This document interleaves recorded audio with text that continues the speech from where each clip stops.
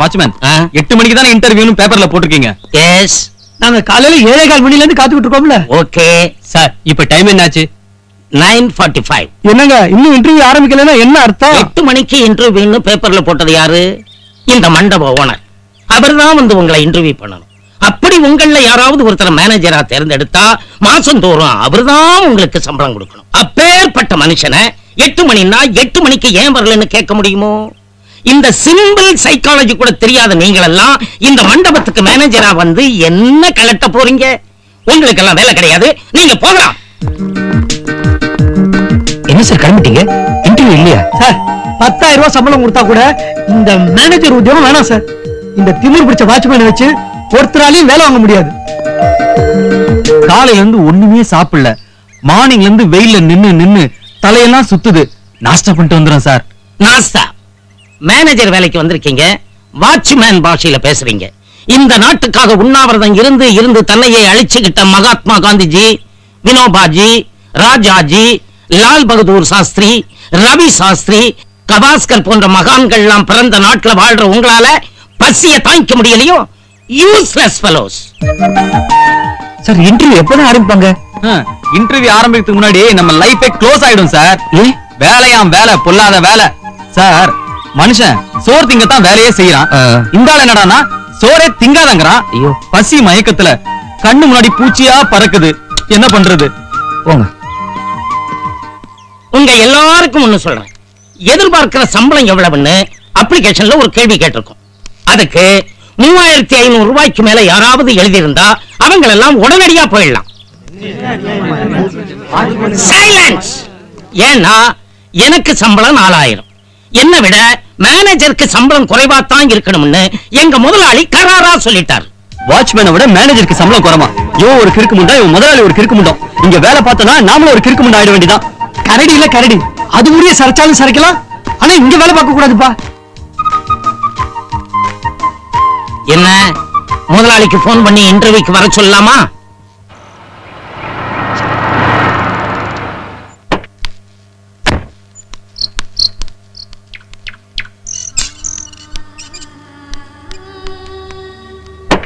முதலாளி wheel chair அடிங்க.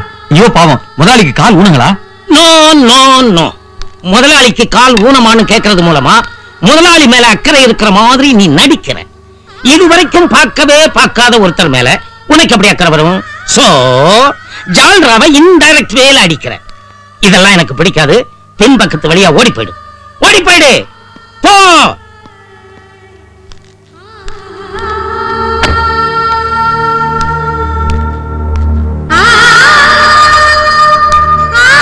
எனக்கு வேலையே கிடைக்கலனாலும் பரவாயில்ல, என் மண்டியே வெடிச்சிரும் போல இருக்கு. தயவு செஞ்சு சொல்லுங்க. ஐயோ, நல்லா நடக்க தெரிஞ்ச ஒருத்தருக்கு ஏங்க வீல் சேர்? இதா பார், இந்த கல்யாண மண்டபத்துக்குள்ள 1000 நபர்கள் வருவாங்க. அவங்களுக்குள்ள நூற்றுக்கணக்கான குணாதிசயங்கள் இருக்கும். இதையெல்லாம் ஒரு மேனேஜர் ஏன்னு கேட்டா காரியத்துக்காகுமா? சோ எனக்கு வேலை கிடையாது, அதானே? You are exactly correct. போங்கடா, நீங்களும் உங்க வேலையும். பெரிய புண்ணாக்கு வேலை. செக். என்ன முடிவேலு, கடைசியா ஒருத்தர் தான் தேர்னாரா? வணக்கம் சார். உங்க பேர் என்ன? சிகாமணி சார். சிகாமணி. சிகாமணி, சில கவர்மெண்ட் ஆபீஸ்லயும் தனியார் நிறுவனங்கள்லயும் என்ன பண்ணுவாங்க, ரொம்ப நாள் சில பேர் வேலை செய்வாங்க. அவங்களுக்கு மேல படிச்ச ஒருத்தனை போட்டு படிச்சவங்கிற காரணத்துக்காக அவனுக்கு அதிக சம்பளம் கொடுப்பாங்க. அதாவது அனுபவத்தை விட படிப்பு தான் பெருசுங்கிறது அவங்களுடைய கொள்கை. ஆனா அது என் கொள்கை இல்ல. என்ன பொறுத்த வரைக்கும் படிப்பை விட அனுபவம் தான் பெருசு. அதனாலதான் ரொம்ப நாளா வேலை செய்யற வடிவேலுவுக்கு உங்களை விட ஜாஸ்தி சம்பளம் கொடுக்க போறேன். உங்களுக்கு ஒன்னும் ஆட்சேபம் இல்லையே? கண்டிப்பா இல்ல சார். இந்த மண்டபத்துல கக்கூஸ்கரோட ஆயா கூட என்னை விட அதிகமா சம்பளம் வேணா கவலைப்பட மாட்டேன். தேவைப்பட்டா நீங்க கக்கூசும் கழுவணும். எங்க தொடப்போம்? இல்ல தேவைப்பட்டா. அப்புறம் இந்த மண்டபத்துக்கு பலவித குணாதிசயங்களோட பல பேர் வருவாங்க. அவங்க பலவிதமான நல்லது பண்ணுவாங்க. அப்போ ஒரு மண்டப மேனேஜர் இரிட்டேட் ஆயிடக்கூடாது. அதனாலதான் வடிவேலு மூலமா மனோதத்துவ ரீதியில பல டெஸ்ட் வச்சேன் நான். புரிஞ்சுக்கிட்டேன் சார். நீங்க கவலையே படாதீங்க சார். அதாவது நிறைய மழை பெய்யும் போது இந்த எருமாடு அசியாம நிக்குமே, அத மாதிரி எனக்கு பொறுமை. நாளைக்கே இந்த கல்யாண மண்டபத்துல சம்பந்தி குடுக்கல குத்து வெட்டு நடந்தா கூட கவலையே படாம எருமை மாதிரி பொறுமையா இருப்பேன். இருப்பியா? Very good, very good. You are appointed. Thank you, sir. அது இருக்கட்டும்.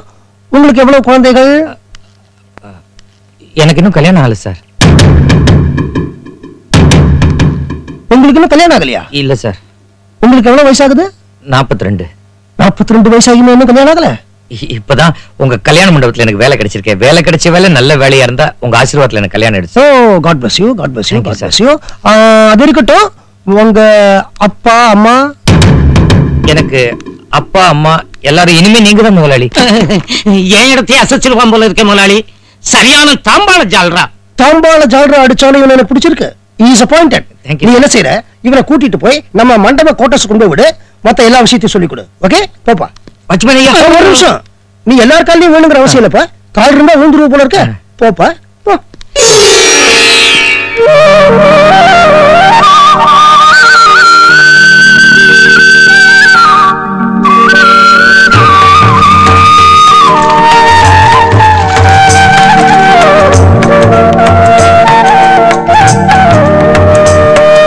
ஐயோ, 10 மாசம் சுமந்து பெத்த பிள்ளைய எங்கிருந்தோ வந்தவ ஓட வச்சுட்டாளே. இத பாருங்க, நான் ஒண்ணும் விலாசம் இல்லாத இடத்துல இருந்து வரல. எனக்கும் மன்னார்குடியில ஒரு வீடு இருக்கு.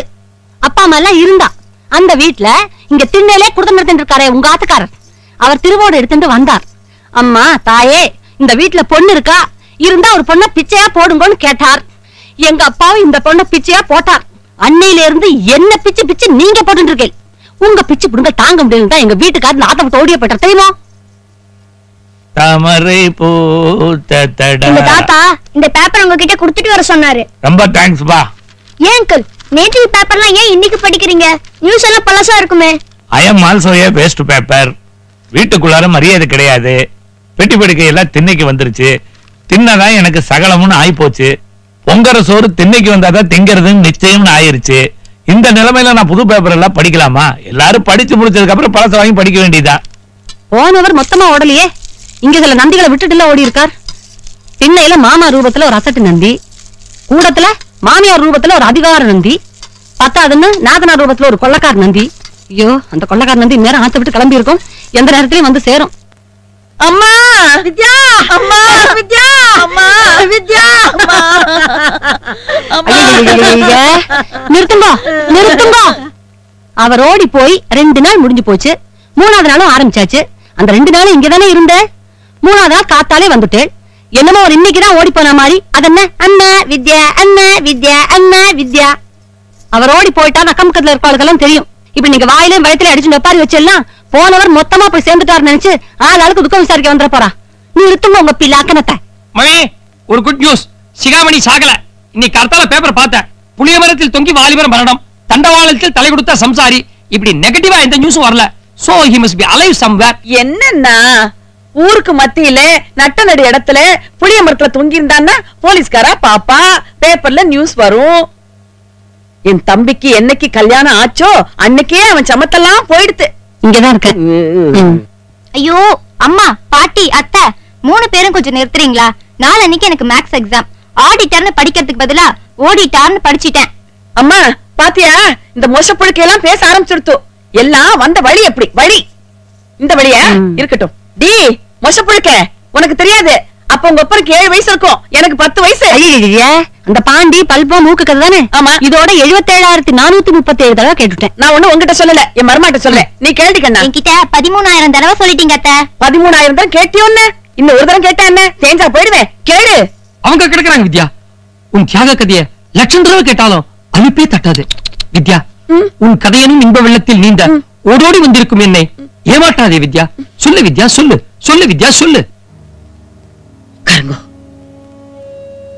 அப்ப என் தம்பிக்கு 7 வயசு, எனக்கு 10 வயசு. யாருக்கு 10 வயசு? எனக்கு. அப்ப அந்த 7 வயசு யாருக்கு? என் தம்பிக்கு. சொல் சொல் சொல் சொல். நான் கொல்லையில பாண்டி ஆடின்னு இருந்தேன். அக்கா அக்கா ஐயோ அக்கா, ஐயோ, என் தம்பி தலை தெறிக்க ஓடி வரான். உன் தம்பி? ஆமா அக்கா அக்கான்னு கூட்டிட்டு ஓடி வரான். ஆமா. நீ சொல்லு. அவன் வலது கை, அவன் வலது மூக்குல. வலது கை வலது மூக்கு. ஆமா, அந்த பிஞ்சு மூக்குல ஒரு பலப்பம், புழு மாதிரி ஒரு பலப்பம் அவன் மூக்குக்குள்ள அடைச்சுட்டு இருக்கு. இந்த தொடை, இதே தொடை அவனை அப்படியே படுக்க வச்சேன். செகண்ண முக நக டிகுக்குண்ண அதாவது அடைச்ச மூக்குல இருந்து செககன நககன டிகுகுன முகுகன இப்படி எல்லாம் சத்தம் வந்ததா? கந்த சஷ்டி கவச்சம் அவனை தொடையில போட்டுண்டு நானே சொல்றேன். கந்தர் சஷ்டி கவசம் 8 பக்கம் இருக்குமே, அதை சொல்லி முடிக்கிற வரைக்கும் குழந்தை உஷோட இருந்தானா? 4 வரிதான், அதுக்கு மேல தெரியாது. சொல்லிட்டு இந்த கட்டை விரல், இந்த ஆள்காட்டி விரல், இது ரெண்டையும் அப்படியே சேர்த்து அந்த மூக்குக்குள்ள விட்டு லாவகமா அந்த புழு பல்பத்தை அப்படியே வெளியே இழுக்கிறேன். புழு நீளமே இப்ப பாம்பு நீளத்துக்கு இழுக்கிறீங்க. யோசிச்சு பாருங்க, மூக்கு ஓட்டை எவ்வளவு சின்னது, தம்மா துண்டு. இந்த 2 விரலும் எவ்வளவு பெருசு. அவனுக்கு எப்படி இருந்திருக்கும்? இரும்பு உலக்கே காத்துக்குள்ள அடைச்சா மாதிரி இருந்திருக்குமே.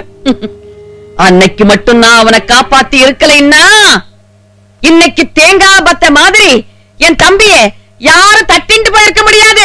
ஆமா, சம்பந்தப்பட்டவளுக்கு தான் சொல்றேன். அவன் 2 முடிச்சு தான் போட்டான். நாத்தனாருங்கிற முறையில நான் தான் 3வது முடிச்ச போட்டேன். பாண்டியில ஆரம்பிச்சு 3 முடிச்ச வரைக்கும் முடிச்சாச்சா? ஏண்டி என் பொண்ணு உயிரை கொடுத்து உங்க அப்பா உயிரை காப்பாத்தினா அது உங்களுக்கு கேட்காம போயிட்டா? பாட்டி, நீ வேணும்னா உன் பிள்ளைம்ப, வேண்டாட்டி எங்க அப்பாம்ப, நீ அம்மா அத்தை 3 பேரும் சேர்ந்து குடுமி பிடி சண்டை போடலன்னா எங்க அப்பா ஏன் ஓடிக்க போறார்? எங்க ஓடிட்டு போறான் உங்க அப்பா? இன்னைக்குள்ள தேடி கண்டுபிடிச்சிட மாட்டேன். மாமி, ஒரு 500 ரூபாய் தாங்கோ. 500 ரூபாயா? இது என்ன பகல் கொள்ளையா இருக்கு? அவர் ஓடி போய் 2 நாள் தான் ஆறுது, அதுக்குள்ள 1400 ரூபாய் வாங்கிட்டேன். இன்னைக்கு என்ன 500 ரூபாய்? இதோ பாருங்க சிஸ்டர். ஐயோ, என்ன எச்சக்கல பொறுக்கின்னு கூட கூப்பிடுங்க, ஆனா சிஸ்டர்னு மட்டும் கூப்பிடாதீங்க. சிஸ்டர்ங்கிற வார்த்தையை கேட்டாலே எனக்கு பத்திண்டு வர்றது. என்னத்துக்கு பத்திண்டு வரணும்? அதானே, இது யாரு? ஓடி போனவனோட சிஸ்டர். அதனால தான் தன்னோட எல்லா வேலையை விட்டுட்டு இங்க ஓடி வந்திருக்கா. நானும் என் வேலைக்கு லீவ் போட்டு வந்திருக்கேன். சொல்றேன்னு தப்பா எடுத்துக்காதீங்க. நீங்க என்ன வேலை செய்யறேன் லீவ் போட்டு வர்றதுக்கு?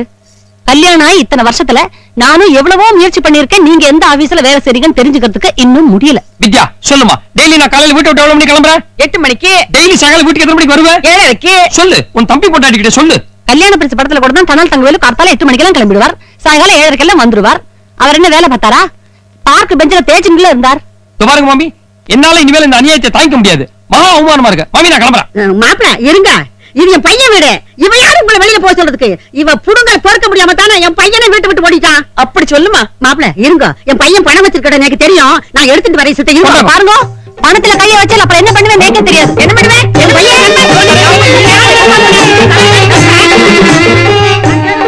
என் பையன் உள்ள ஏதோ சண்டை நடக்குது, என்ன ஏதுன்னு தெரிஞ்சுட்டு வந்து சொல்லுங்கம்மா. யார் வீட்டுல சண்டை நடந்தா உனக்கு என்னையா? யார் வீடு இல்லம்மா, என் வீடுதாம்மா. அப்ப நீயே போய் பாரு. என்ன உள்ள விட மாட்டாங்கம்மா. உள்ள விட மாட்டாங்க? ஆமாமா. ஆமா, நீ யாரு? இந்த வீட்டுக்குன்னு ஒரு குடும்ப தலைவர் இருப்பானே, அவனோட அப்பம்மா.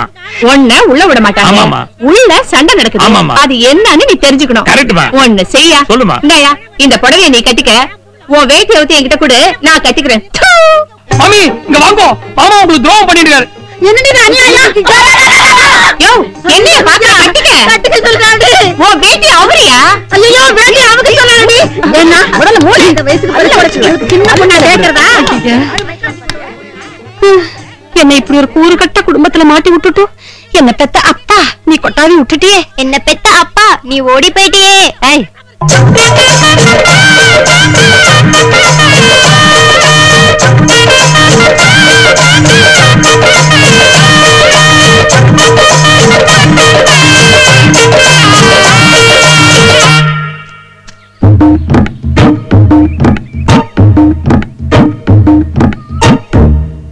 என்னடா அது? பொம்பளைங்க சமாச்சாரம். இது பின்னலுக்கு நடுவுல போடுறது. இது மரத்துல இருந்தா கிளிப்பு, ரப்பர்ல இருந்தா ரப்பர் பேண்ட், உலோகத்துல இருந்தா ப்ரோச். இது புது ஃபேஷனா துணியில வந்திருக்கு. பொம்பளைங்களே இதுக்கு இன்னும் பேர் வைக்கல. இப்ப இந்த ஆராய்ச்சியில அதுக்கு நேத்துக்கு சாயங்காலம் கல்யாண மண்டபத்துல ஒரு மஞ்சள் நீராட்டு விழா நடந்துச்சு. அதுல யாரோ ஒரு பொண்ணுடைய இந்த இத நம்ம புது மேனேஜர் கிளப்பிட்டார். அதுக்கு என்ன இப்போ? அதுக்கு என்னவா, முதலாளி ஒரு தங்க நகையோ வெள்ளி நகையோ பட்டு புடவையோ ஒரு பர்சையோ கிளப்பியிருந்தா அது திருட்டு, போலீஸ்ல புடிச்சு கொடுத்துடலாம். கேவலம் இத போய் ஒருத்தன் திருடி இருக்கான்னா போலீஸ்லயும் புடிச்சு கொடுக்க முடியாது, இத சும்மா விட்டுறவும் முடியாது. முதலாளி நீங்க குழம்பிடக்கூடாது. எனக்கு இப்படியும் தோணுது. நம்ம புது மேனேஜருக்கு 42 வயசுன்னு சொன்னார். கல்யாணம் ஆகலன்னு சொன்னார்.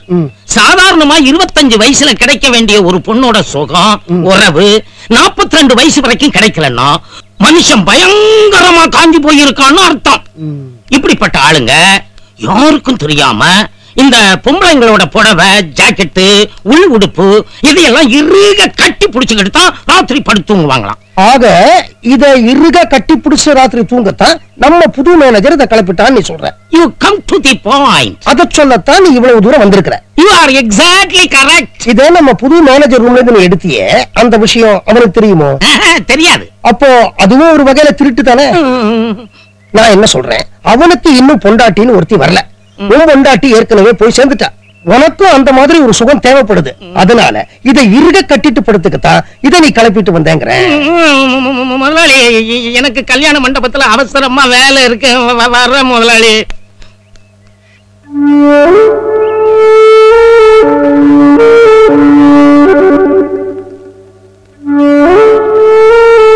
புனிக்கிற மாயகிருஷ்ணே, சோட்டானிக்கரே பகவதி அம்மே, திருச்சூர் குருவாயூரப்பா, திருவனந்தபுரம் பத்மநாபே, சபரிமலை ஐயப்போ, வர்க்கலை ஜனார்தனா, காலடி ஆதிசங்கரா, நீங்கள் எல்லோரும் என்னை சமிக்கணும்.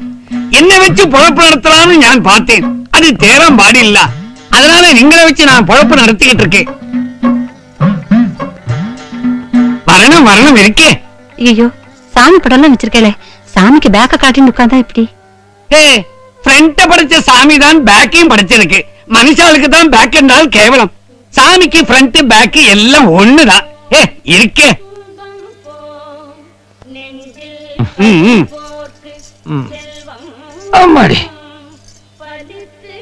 சாமி, என் பையன் காணாம போய் இன்னொரு 3 நாள் ஆகுது.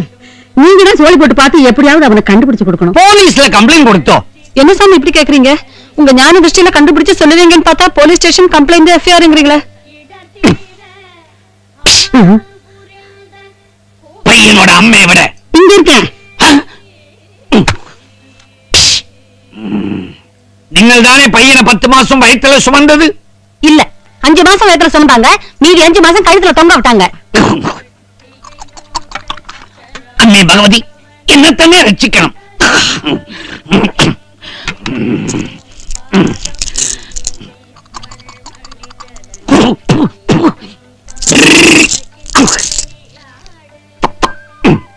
ரெண்டு புறத்தே 5 அகத்தே, 5ஓடு 2 சேர்த்தால் 7, 7இல் 2 டர்ரெண்டு கழித்தால் 5, 5இல் 2 போகும், 2இல் 5 போகுமோ?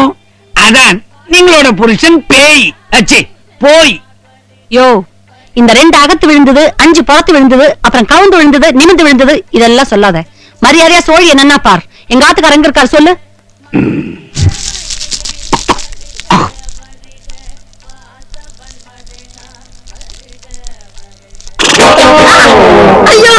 நீங்களோட புருஷன் வடக்கே போய். ஏன் எங்க அம்மா முகத்துல குங்குமத்தை அடிச்ச? குங்குமத்தை அடிச்சு குறி சொன்னாத்தான் ஒரு கெட்டப்பா இருக்கும். ஏயா, உனக்கு கெட்டு போறதுக்கு எங்க அம்மா மூஞ்சிதான் கிடைச்சதா? இந்த மூஞ்சியோட நான் எங்க அம்மாவை எப்படியா பஸ்ல கூட்டிட்டு போவேன்? விஷமிக்கண்டா. கோகனட் ஆயில் தடவி, சோப் போட்டு கழுவி, டவலால தொடச்சு பவுடர் அடிச்சா அதுக்கப்புறம் கொஞ்சமாவது சுமாரா இருப்பாங்க. அப்ப மரியாதையா போய் கோகனட் ஆயில், சோப்பு, பவுடர், டவலோட வர்ற. இல்ல நடக்கிறதே வேற. அம்மி கிம்மின்னு கும்மிடுவேன் கும்மி. என்னையா எங்க அம்மா முகத்துல என்னமோ அந்தி மழை மேகம் வந்ததொரு ராகங்கிற மாதிரி ஹோலி பண்டிகை கொண்டாடி இருக்க. ஏயா, இது என்ன எங்க அம்மா முகமா இல்ல மணிரத்னம் படமா? மரியாதை நீ சொன்னதெல்லாம் வாங்கிட்டு வந்துரு, இல்ல பிச்சு பிச்சு. அவ்வளவு தானே, அவ்வளவுதான். இப்போ வர்றான். இல்லையா? எங்கயா பாரு கடைக்கு. என்ன வாங்க? கோகனட் ஆயில், சோப்பு, டவல் வாங்க. அப்படியே கடுகு உளுத்தம் பருப்பு, வெங்காயம், பெருங்காயம் எல்லாத்தையும் சேர்த்து வாங்கிட்டு வா. சரி. வெக்கமா இல்ல உனக்கு? கலர் கலரா பவுடருங்க. இதோ பெரிய பெரிய சாமி படங்கள்லாம் மாட்டிக்கிட்டு உன் லட்சணத்துக்கு சைடுல பந்து மாதிரி ஒரு கொண்டை வேற. பார், மரியாதையா சொல்றேன், நீ மறுபடியும் சோழிய உருட்டுற. என் வீட்டுக்கார எங்க இருக்கான்னு கரெக்டா பார்த்து சொல்லு. எந்த இன்சை இது? வடக்க போய் நான் பறிஞ்சதில்ல. வடக்குல எங்க சொந்தக்காரங்க யாருமே இல்லையா? ஒருவேளை இந்த குங்குமதேவியோட குடும்பத்தை சேர்ந்த யாராவது வடக்க இருக்கலாம் இல்லையா? குங்குமதேவி குடும்பம் தமிழ்நாடு விட்டு தாண்டறதுக்கு இந்த குடும்பத்துல யாருக்குமே துப்பு கிடையாது. செக்கமாடு மாதிரி சுத்தி இப்படி இப்படியே வர்றாங்க. வித்யா, பாத்தியா நம்ம குடும்பத்தை பத்தி எவ்வளவு கேவலமா பேசுறா இவ. என்ன கேவலமா பேசுனே? என் புருஷன், அதாவது உங்க பையன், அவர் பிறக்கறச்ச உங்க புருஷன், அதாவது என் மாமனார், திருப்பதிக்கு போய் மொட்டை அடிக்கிறேன்னு வேண்டிக்கிட்டாரோ இல்லையோ? முடி தானா கொட்டி சொட்டை ஆற அளவுக்கு வந்தாச்சு. இன்னும் மொட்டை போடல. திருப்பதி வெங்கடாச்சலபதியே ஏமாத்துற பரம்பரையாச்சே உங்க பரம்பரை. அம்மா தாயே, உண்மையை சொல்லிடுறேன். எனக்கு கேரளாவும் தெரியாது, மலையாளமும் தெரியாது. என் சொந்த ஊரு ஈரோடு. ஏதோ கலர் கலரா பவுடர் வாங்கி வச்சுக்கிட்டு பிசினஸ் பண்ணிக்கிட்டு இருக்கிறேன். ஆனா உங்ககிட்ட என்னோட பருப்பு வேகாதுங்கிறது நல்லா புரிஞ்சு போச்சு.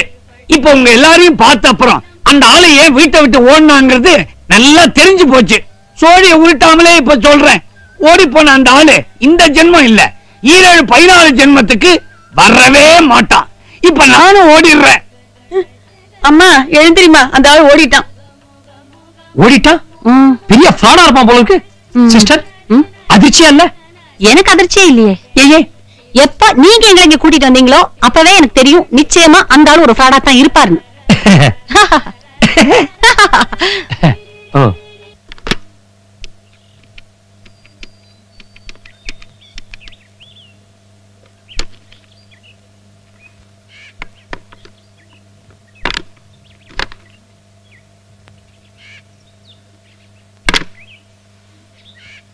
அண்ணாச்சி, ஒரு வில்ஸ் பாக்கெட் கொடுங்க. இதையும் கணக்குல வச்சுக்கோங்க. உனக்கு எனக்கு ஏதுப்பா கணக்கு? நீ ஒரு காலத்துல பெரிய மியூசிக் டைரக்டர் வருவ, அப்ப எனக்கு பெரிய டிபார்ட்மெண்ட் ஸ்டோர் வச்சு கொடு. உன் மேல எனக்கு நம்பிக்கை இருக்குப்பா. ஆமா, உன் புது பொண்டாட்டி என்ன சொல்றாங்க? நீ ஒரு படம் மியூசிக் டைரக்டர் ஆனதுக்கு அப்புறம் தான் கல்யாணம் பண்ணிப்பேன்னு சொல்லிட்டு இருந்த. ஆனா உங்க அம்மா அவங்க வியாதிய காரணம் காட்டி உனக்கு கல்யாணம் பண்ணி வச்சிட்டாங்க. குடும்பம் குழந்தை குட்டின்னு தசை மாறிடாத. நீ கண்டிப்பா மியூசிக் டைரக்டரா வரணும். நமக்குள்ள ஒளிவு மறுவு என்ன? உங்க வாழ்க்கையுடைய லட்சியம் மியூசிக் டைரக்டர் ஆவறது. உங்க அம்மாவுடைய வேதிக்காக என்ன கல்யாணம் பண்ணிக்கிட்டுங்க. கவலைப்படாதுங்க. நீங்க மியூசிக் டைரக்டர் ஆன அப்புறமே நம்ம தாம்பத்தியத்தை ஆரம்பிச்சிடலாம்னு வைஃப் சொல்லிட்டா. உன் பொண்டாட்டி கோடியில ஒருத்திப்பா. இன்னைக்கு நாட்டுல பல இளைஞர்கள் பல கற்பனையில இருப்பாங்க. கல்யாணம்னு ஒண்ணு ஆச்சு, அதுக்கப்புறம் குடும்ப சிக்கல், பணச்சிக்கல், மலச்சிக்கல் தான். சரி, வர அண்ணாச்சி.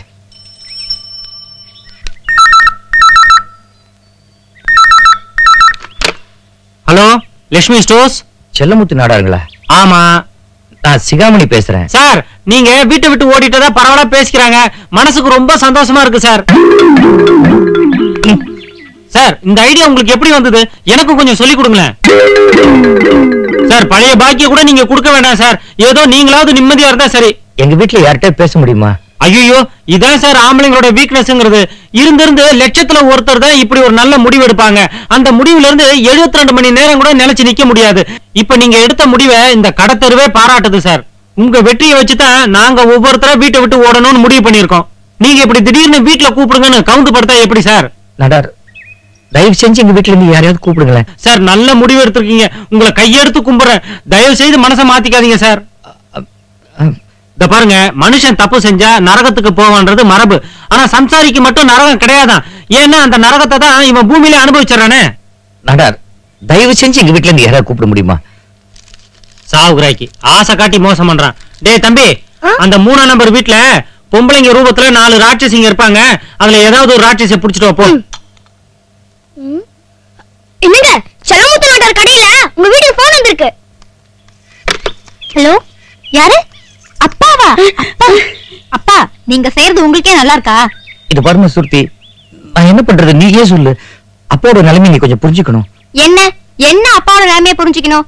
நாங்க ஃப்ரெண்ட்ஸ் எல்லாரும் சென்டிமெண்டலா முதல் நாள் பரிச்சை அன்னைக்கு ஒன்னா போட்டுன்னு போனான்னு பின்னலுக்கு பச்சை கலர் துணி ரப்பர் பேண்ட் வாங்கி வச்சிருந்தோம். நீங்க என்ன பண்ணே? போற அவசரத்துல துணியோட துணியா அதையும் சேர்த்து எடுத்துன்னு போயிட்டே. நீங்க என்ன செய்வீங்களோ ஏது செய்வீங்களோ எனக்கு தெரியாது. நாளைக்கு பரீட்சை. நான் பரீட்சைக்கு போறதுக்கு முன்னாடி அந்த பச்சை கலர் துணி ரப்பர் பேண்ட் எனக்கு வந்தாகணும். ஐயோ, ரோம் நகரமே 10 எரியறதா இங்க நீரோ மாதிரி முடிக்க ரப்பர் தான் கேக்குறா. குடி இப்படி. மன்னார்குடி 33ஆம் நம்பர் வீடு, ராஜகோபால்சாமி வீதி ஞாபகம் இருக்கா? அந்த வீட்ல இருந்து ரமாமணி ஒரு பொண்ணை கைப்பிடிச்சாலே, அதாவது ஞாபகம் இருக்கா? இல்ல நமக்கு கேடு கட்ட ஒரு ஃபர்ஸ்ட் நைட் ஒன்று நடந்ததே, அதாவது ஞாபகத்துல வச்சிருக்கேளா? அந்த ஃபர்ஸ்ட் நைட்ல மூக்க பிடிக்க 3 ஆரஞ்சு 2 ஆப்பிள் 4 வாழைப்பழத்தை உரிச்சு உள்ள தள்ளிட்டு, வெள்ளிக்கிணத்துல வச்சிருந்த திரட்டிப்பாலை நன்னா வழிச்சு முழுங்கிட்டு, சொம்புல வச்சிருந்த பால்ல துளி கூட எனக்கு கொடுக்காம முடக்குன்னு கைனிப்பானையில மாடு உறிஞ்சின மாதிரி பாலை உறிஞ்சினேளே, அதையாவது ஞாபகத்துல வச்சிருக்கேளா? அப்ப இளம பூத்துக்குறங்கிற மயக்கத்துல ரமாக்குட்டி கடைசி வரைக்கும் என்ன கைவிட மாட்டேன்னு சொன்னேன். அதையாவது ஞாபகத்துல வச்சிருக்கேளா? என்ன ஒட்டு கேக்குறா? புருஷன் முண்டாட்டி ஏதோ தனியா பேசிட்டு இருக்காளே அப்படிங்கிற இங்கதான் இருக்கா? புருஷன் முன்னாடி படுத்திருந்தா கூட நடுவுல வந்து படுத்துக்கிற ஜாதி. என்ன அம்மா என்ன அக்கா என்னடா விட்ட? மொத்தத்துல எல்லாரும் என்ன நடுத்தருல விட்டுட்டீங்க. யார் நடுத்தருல விட்டா? நீங்க நடுத்தருல விட்டு. மளிகை கடைக்காரனுக்கு பாக்கி இருக்கு, பால்காரனுக்கு பாக்கி இருக்கு, கரண்ட் பில்ல பாக்கி இருக்கு, இதெல்லாம் கட்டல. என்ன எதுக்கு கட்டிண்டேன்? இவன் இப்படியே பேசிட்டு போனா அவன் மொத்தமா எங்கேயாவது ஓடி போயிடுவாண்டி. குடு கண்ணா ராஜா சிகாமணி சிகா சிகா நான் தாண்டா அக்கா வித்யா பேசுறேன். மத்தவெல்லாம் பேய் பிசாசு ஒத்துக்கிறேன். ஆனா இந்த அக்காவை விட்டுட்டு போக நோக்கி எப்படிடா மனசு வந்தது? அக்காவை மேல கொஞ்சம் நெஞ்ச பாசமா வச்சிருந்தேன். பாசத்தை அப்படியே பொழிஞ்சேனேடா. அப்ப நோக்கி 7 வயசு இருக்கும், எனக்கு 10 வயசு. நான் கொல்லையில பாண்டி ஆடிட்டு இருந்தேன். அந்த பல்பங்க தானே மூக்க விட்டுண்டது. லட்சம் தடவை அவர்கிட்ட சொல்லிட்டீங்க, இதுக்கு பயந்துட்டு அவர் ஓடியே போயிட்டார். குடும்பம் இப்படி ஏன் பொண்டாட்டிக்கிட்டு இந்த போனை பிடிக்கிறதுக்கு who are you? சிகாமணி சிகாமணி உன்னை எங்கெல்லாம் தேடுறதுடா? உன்னை தேடுறதுக்காக இது வரைக்கும் 4000 ரூபாய் செலவு வச்சிருக்கேன்டா. 4000மா? நான் 1900 கொடுத்தேன். அதுக்கே இன்னும் கணக்கு வரல. எப்படி 4000 ஆச்சு? சிஸ்டர் கையில இருந்து மிச்சத்தை போட்டிருக்கேன். உங்க கையில ஏது பணம்? வரும்போதே கையும் பையன் வீசி தானே வருவேன். ஐயோ ப்ரோனோட்ல கைது போட்டு கடன் வாங்கியிருக்கேன் சிஸ்டர். இங்க பாருங்கண்ணா, நீங்க திரும்பி வரணும் இல்லையோ அதை பத்தி எனக்கு கவலை இல்ல. ஆனா உங்களை தேடுற சாக்குல தினம் 300 500 நீங்க கொள்ளை அடிச்சுட்டு இருக்கா. அதை ஏதாவது சகிச்சுக்க முடியாது. ப்ரோனோட்ல கையெழுத்து போட்டு காசு வாங்கினாராம். இவர் நம்பி 40 பக்கம் நோட்டு கூட யாராவது கொடுப்பாளா? அம்மா அப்பா அந்த பச்சை ரப்பர் பேண்ட எப்ப அனுப்புறான்னு கொஞ்சம் கேட்டு சொல்லுமா. ஆனாலும் அவன் ஓடி போய் சீரியஸே தெரியாம பேசிட்டு ஆமா, நீ பேசுமா. சிகாமணி கண்ணா, நீ ஏன்டா ஓடி போகணும்? நோக்கு இந்த படகாமணியை கட்டி வச்சதுக்கு நானும் உங்க அப்பா உங்களோட கண்காணாத காசிக்கு ஓடி போகணும். யாரை பார்த்து படகாமணின்னு சொன்னேன்? நீதான் படகாமணி. ஹலோ ஹலோ யாராவது என்கிட்ட பேசுங்களேன். சிகாமணி சார், நான் சொன்னேன்ல, தயவு செய்து உங்க முடிவை மாத்திக்காதீங்க. இந்த நம்பருக்கு போன் பண்றது இதான் கடைசி தடவையா இருக்கணும். ஆம்பளைங்களுக்கு எல்லாம் ஒரு முன்னுதாரணமா இருந்து எங்களுக்கு எல்லாம் ஒரு நல்ல வழியை காட்டுங்க சார். இப்ப நான் போனை வச்சிடறேன்.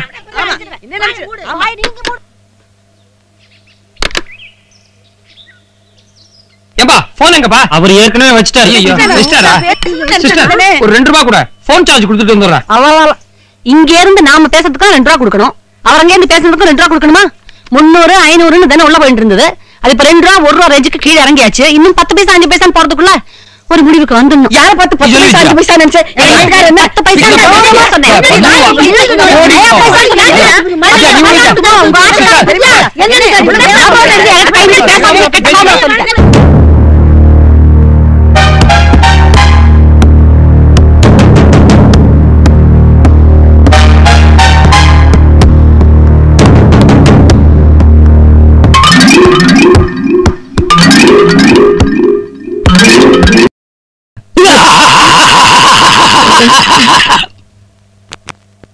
வணக்கம், வாங்க.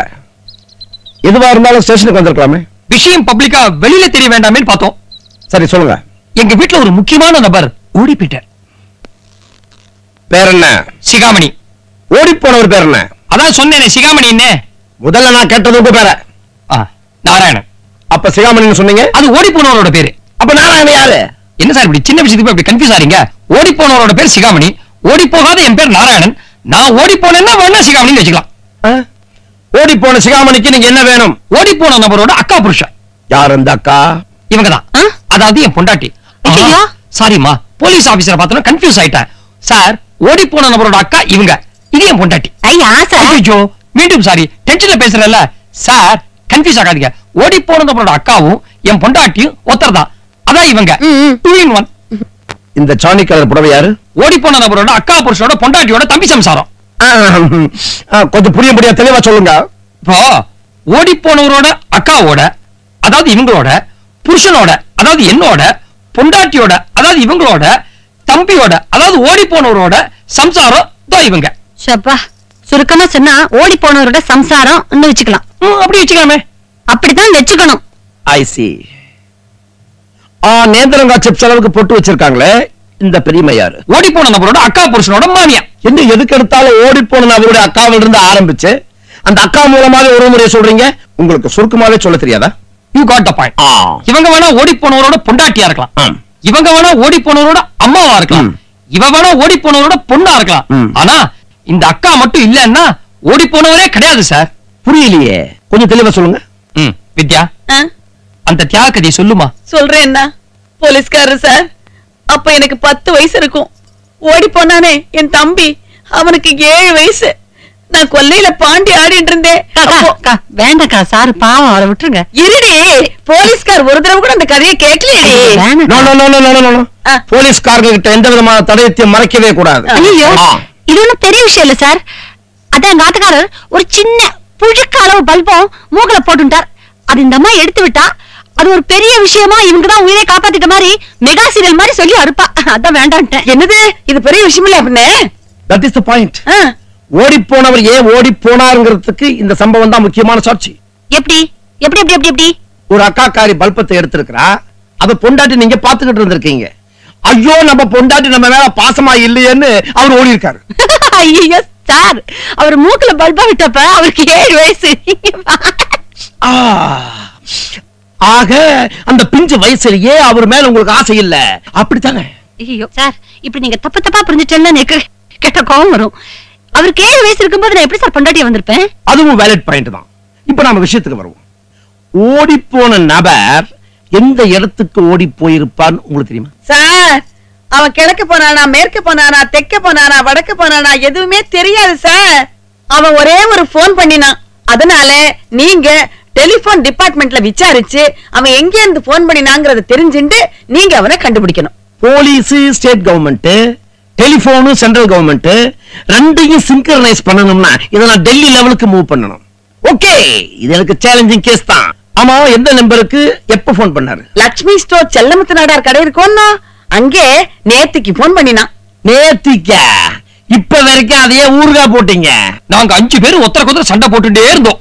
நம்ம சண்டை இதோட நிறுத்திக்கலாம். முதல்ல அவரை கண்டுபிடிக்கணும் நான் தான் சொன்னேன். இந்த முடிவு எடுக்கிறதுக்கு எங்களுக்கு 24 மணி நேரம் ஆயிடுத்து. இது போன் பண்ணின இடம், இது போன் வந்த இடம். இந்த இடத்துல இருந்து 24 மணி நேரத்துல யாரும் போன் பண்ணி இருந்தாலும் அல்ல போன் வந்திருந்தாலும் கண்டுபிடிக்க முடியாது. அதே மாதிரி இந்த இடத்துலயும் 24 மணி நேரத்துல யாராவது போன் பண்ணி இருந்தாலோ அல்லது போன் வந்தாலோ கண்டுபிடிக்க முடியாது. சோ நீங்க குட்டைய நல்லா குழப்பிட்டீங்க. எந்த குட்டை சார் ரசம் மாதிரி தெளிவா இருக்கு? எல்லா குட்டையும் மத்த குழம்பு மாதிரி கெட்டியா தானே இருக்கு. Shut up. ஏதோ ஒரு டெலிபோனுக்கு எவனோ ஒருத்தன் எந்த ஜென்மத்திலயோ போன் பண்ணனதுக்கு 5 பேரும் சேர்ந்து பரதேர்ந்து வந்திருக்கிறீங்க. இன்னும் ஒரே நிமிஷத்துல இந்த இடத்தை காலி பண்ணலன்னு வெச்சுக்குங்க, அப்படியே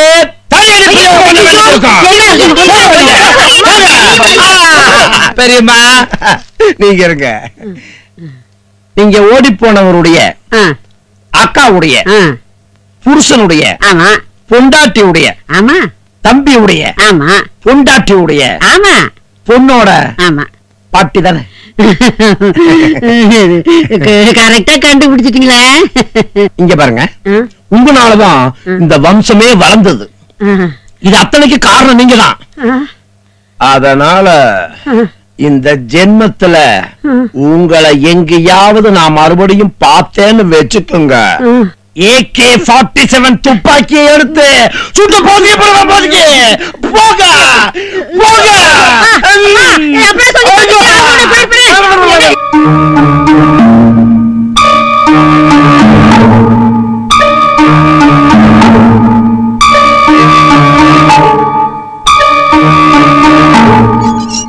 நம்ம புது மேனேஜர் சினிமால நடிக்க போறாரா? எக்ஸ்பிரஷன்லாம் சூப்பரா கொடுத்திருக்காரு.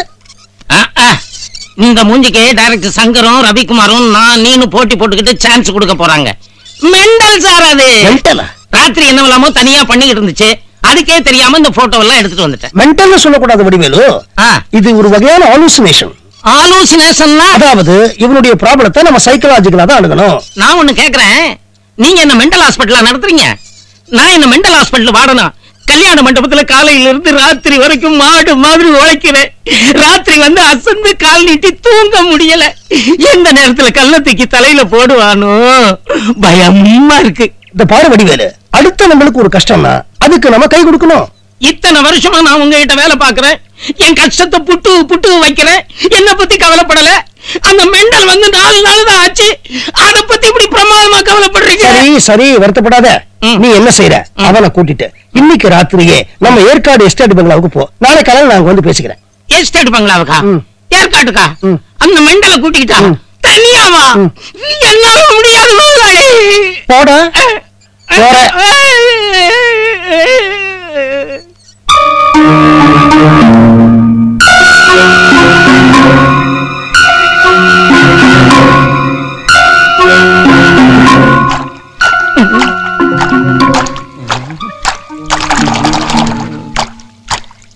சிகாமணி சார், சிகாமணி சார், எங்கேயோ சர்ரு சர்ருன்னு சத்தம் கேக்குது சார். சிகாமணி சார், சிகாமணி சார், இந்த மெண்டல் நடராத்திரில எங்க போயிடுச்சு? ஐயோ,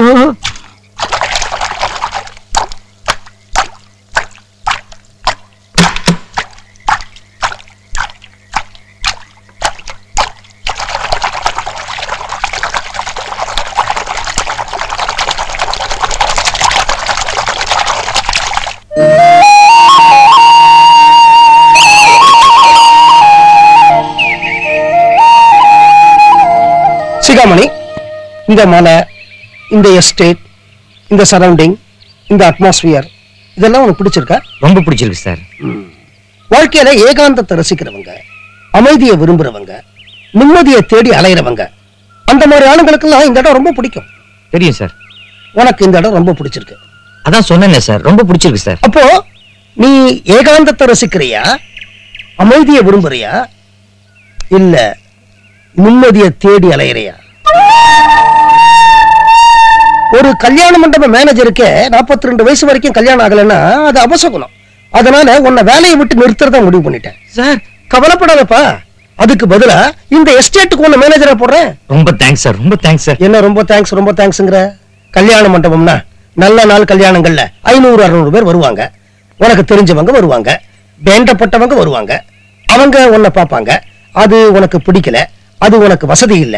ஆனா இந்த எஸ்டேட் மேனேஜரா இருந்தா கண் காணாத இடம், யாரும் உன்னை பார்க்க மாட்டாங்க. அது உனக்கு வசதி இல்லையா? ஏன்னா வாழ்க்கையில நீ நிம்மதியை தேடி அலையிறவன். இந்த பெண்கள் தலைக்கு போடுவாங்களே துணி ரப்பர் பேண்ட், அது எப்படி உன் பேட்டிக்குள்ள வந்தது? அங்க யாரும் இல்லப்பா, இங்க பாரு. ஆமா, கல்யாண மண்டபத்துல தினராத்திரி நீ ஃபுட்பால் ஆடுறியாமே, யார ஃபுட்பாலா நினைச்சு எட்டி உதைக்கிற நீ?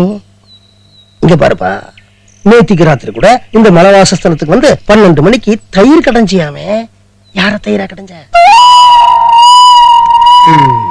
அந்த போட்டோஸ்லாம் எடு.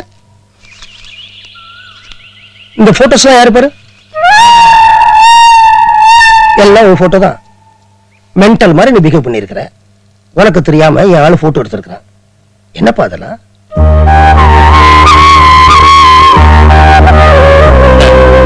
ஒவ்வொரு ஆம்பளையும் தன்னோட வாழ்க்கையில 4 முக்கியமான பொண்களை சந்திக்கிறான். அம்மா, சகோதரி, மனைவி, பொண்ணு. அந்த 4 பேர் மேலேயும் அவன் அளவு கடந்த பாசம் வச்சிருக்கான். ஆனா ஒவ்வொரு பாசமும் ஒவ்வொரு விதமானது. அம்மா மேல வச்சிருக்கிற பாசம் நன்றி கடன், சகோதரி மேல வச்சிருக்கிற பாசம் நட்பு, மனைவி மேல வச்சிருக்கிற பாசம் காதல், பொண்ணு மேல வச்சிருக்கிற பாசம் கடமை. Super super super. சோ ஒவ்வொரு பாசத்துக்கும் ஒரு பேஸ் இருக்குங்க. அம்மா மேல பாசம் நன்றி கடன், சகோதரி மேல பாசம் நட்பு, மனைவி மேல பாசம் காதல், மக மேல பாசம் கடமை.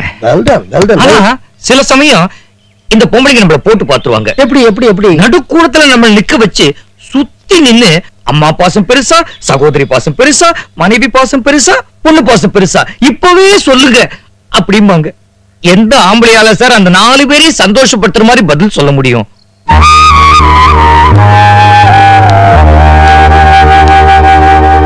முதல்ல அம்மா. பெத்த அம்மாவை நடுத்தருலயோ அநாத ஆசிரமத்திலயோ விட்டுட்டு சந்தோஷமா இருக்கிற ஆயிரக்கணக்கான ஆம்பளைங்களை நீங்க காட்டலாம்.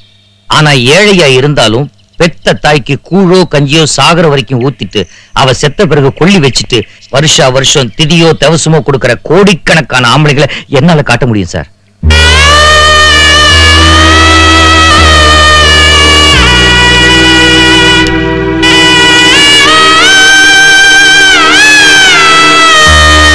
அடுத்தது சகோதரி. நம்மளோடய கூட பிறந்தவங்க, நம்மளோடய வளர்ந்தவங்க. யாருக்கோ தாரவாத்து கொடுக்கிறோம், எங்கேயோ வாழ்க்கப்படுறாங்க. அதுக்காக நம்மள தூக்கி வளர்த்த அக்காவை மறந்துட முடியுமா? இல்ல நாம தூக்கி வளர்த்த தங்கச்சி தான் மறந்துட முடியுமா? அவங்கள மறந்துட்டு இருக்கிற ஆயிரக்கணக்கான ஆம்பளைங்களை நீங்க காட்டலாம். ஆனா சொந்த அக்கா தங்கச்சிகளை இன்னமும் நெஞ்சில சுமந்துட்டு இருக்கிற கோடிக்கணக்கான ஆம்பளைங்களை என்னால காட்ட முடியும் சார்.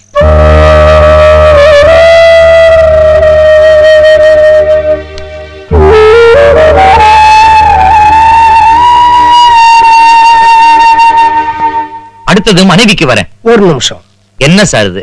அம்மாவையும் சகோதரியும் பத்தி சொல்லும் போது கேட்டுட்டு இருந்தீங்க, மனைவின்னு ஒரு நிமிஷம்ங்கிறீங்களே. அது இல்லப்பா, எப்போ நீ அம்மாவையும் சகோதரியும் அவ்வளவு தூரம் தூக்கி வச்சு பேசி ஆதங்கப்பட்டையோ, நீ மனசு ரணப்பட்டிருக்கங்கிறத நான் புரிஞ்சுக்கிட்டேன். அந்த ரணத்தை ஒரு மனைவியால மட்டும்தான் ஏற்படுத்தி இருக்க முடியும். அந்த மனைவியை பத்தி பேசும்போது நீ உன்னை ஞாபகத்துல வச்சுக்கிடுங்கிறதுக்காகத்தான் ஒரு நிமிஷம் சொன்னேன். எதை ஞாபகம் வச்சுக்கணும்? 20-22 வருஷம் தூக்கி வளர்த்த அப்பா அம்மா, வாழ்ந்த வீடு, அக்கம் பக்கம், உற்றார உறவினர் அத்தனையும் விட்டுட்டு உன் வீட்டுக்கு வந்து மறுபிறவி எடுக்கிற அந்த தியாகத்தை நீ மறந்துடக்கூடாது. அப்படி பார்த்தா அதே 20-25 வருஷம் அவனை பெத்த அப்பா அம்மா உற்றார் உறவினர் சுற்றம் அவங்களுக்கு மத்தியில அவளுக்கு ஒரு அங்கீகாரம் வாங்கி கொடுக்கணும்னு தினம் தினம் செத்து பொழைக்கிறானே அந்த ஆம்பளை, அவனுடைய தியாகத்தை நீங்க மறந்துடக்கூடாது சார். சிகாமணி, பொண்டாட்டிக்கு அங்கீகாரம் கிடைக்க பல ஆம்பளைங்க போராடுறாங்க, நான் இல்லைங்கள. ஆனா பொண்டாட்டியினுடைய உணர்வுகளையே மதிக்காத ஆம்பளைங்க இல்ல நீ சொல்றியா? இருக்காங்க சார். மனைவி சொல்ல மந்திரம் அப்படின்னு நினைச்சு அப்பா அம்மா அண்ணன் தம்பி அக்கா தங்க எல்லாரையும் மறந்துட்டு எங்கேயோ வர ஆம்பளைங்க இல்ல நீ சொல்றியா? இருக்காங்க சார். ஆனா பெத்தவங்களையும் விட்டு கொடுக்க முடியாம, தன்னை நம்பி வந்த பொண்டாட்டியும் விட்டு கொடுக்க முடியாம, இவங்க 2 பேரும் எப்படி பேலன்ஸ் பண்றதுன்னு தெரியாம தவிக்கிற கோடிக்கணக்கான ஆம்பளைங்க இல்லன்னு நீங்க சொல்றீங்களா? சிகாமணி, இருக்காங்க சார். அந்த மாதிரி ஆம்பளைங்களால தான் இன்னைக்கு நாட்டுல மழை பெய்யுது.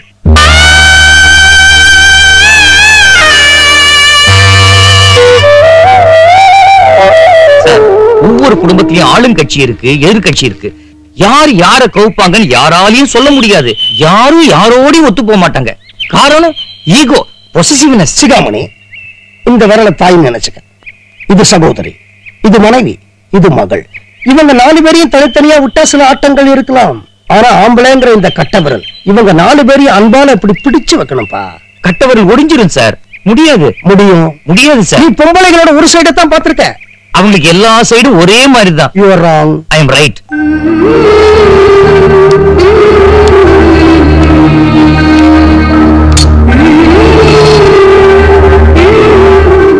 He is wrong.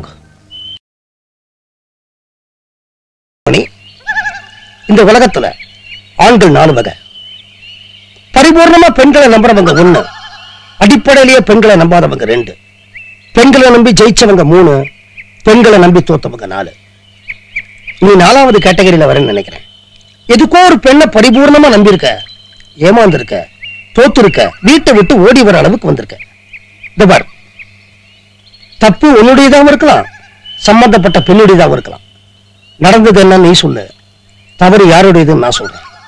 முதலாளி, இன்னைக்குல இருந்தா மாசம் 3500 ரூபாய் சம்பளம் தரீங்க. அந்த பணத்துக்காக என் குடும்பத்துல இருக்கிறவங்களோட குறையெல்லாம் நான் உங்ககிட்ட கூறு போட்டு வியாபாரம் பண்ண முடியுமா?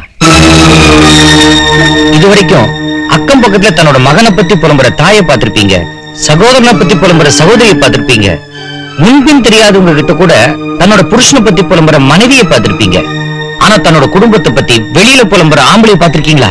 அட்லீஸ்ட் கேள்வியாவது பட்டிருப்பீங்களா? புலம்ப மாட்டாங்க சார். நான் ஆம்பளை.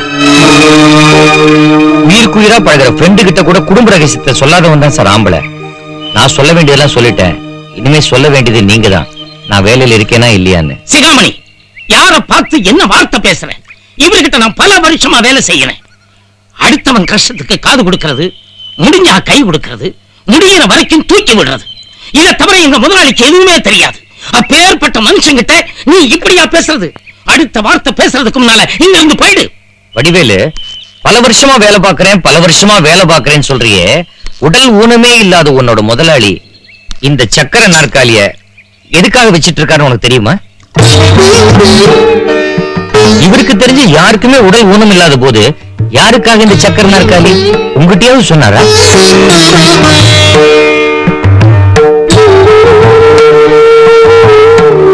பணக்காரங்க என்ன நினைக்கிறாங்க, ஏழைங்க தன்னோட கஷ்டத்தை பணக்காரங்க கிட்ட சொல்லணும்னு.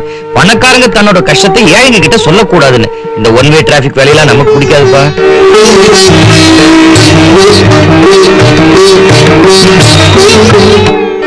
பணக்காரங்க குடும்ப ரகசியம் ரகசியமா இருக்கணும், ஏழைங்க குடும்ப ரகசியம் மட்டும் அம்பலம் ஏறணுமா? என்னப்பா நியாயம்?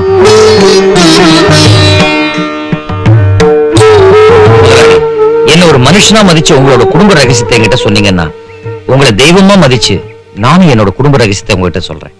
முதலாளி, முதலாளி, அவன் கிடக்குறான், அதுக்காக நீங்க வருத்தப்படாதீங்க. அவன் குடும்ப விஷயம் நமக்கு எதுக்கு? இல்ல வடிவேலு, அவன் என் குடும்ப விஷயத்தை ஞாபகப்படுத்திட்டான். முதலாளி, ஆனா என்னையா இது நாள் வரைக்கும் எங்க முதலாளியும் இந்த வீல் சேரும் புரிஞ்சதே இல்ல. இன்னைக்கு அதை கூட மறந்துட்டு போறாரு. அதான் டிக்கில ஏத்த வந்தேன். ஆனா போயா, நீ அவரை மூட் அவுட் பண்ணிட்ட. பணக்காரங்க மட்டும் தான் மூட் அவுட் ஆகணுமா? ஏழைங்க மூட் அவுட் ஆக கூடாதா?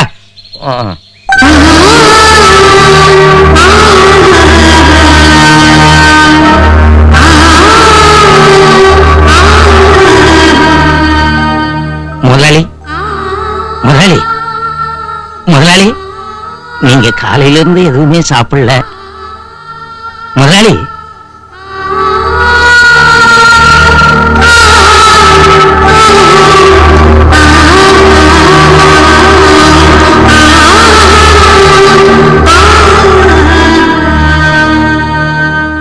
வணக்கம்மா.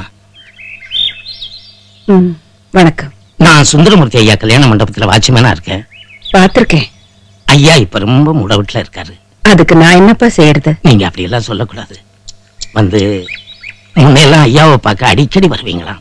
அது ஒரு 8-10 வருஷம் இருக்கும். அப்படி நீங்க வந்துட்டு போகும்போதெல்லாம் ஐயா ரொம்ப சந்தோஷமா இருப்பாராம், எல்லாத்தையும் கலகலன்னு பேசுவாராம். இப்போ கொஞ்ச நாளா நீங்க வர்றதே இல்ல. உங்க ஐயா மனசு உருக்க முடியாத இரும்பு.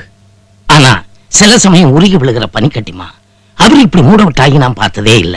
கிட்ட நெருங்கவே பயமா இருக்கு. யாருக்கிட்ட என்ன சொல்றதுன்னே புரியல. ஏன்னா அவருக்கு உறவுக்காரங்கன்னு யாருமே கிடையாது. அதனாலதான் உங்களை பார்த்து விஷயத்த சொல்லிட்டு போலாம்னு வந்தேன். அவர் எதனால இப்படி ஆனாரு? புதுசா கல்யாண மண்டபத்துல மேனேஜரா ஒருத்தர் வேலைக்கு சேர்ந்தாருங்க. அவருக்கும் எங்க ஐயாவுக்கும் ஒரு சின்ன வாக்குவாதம்.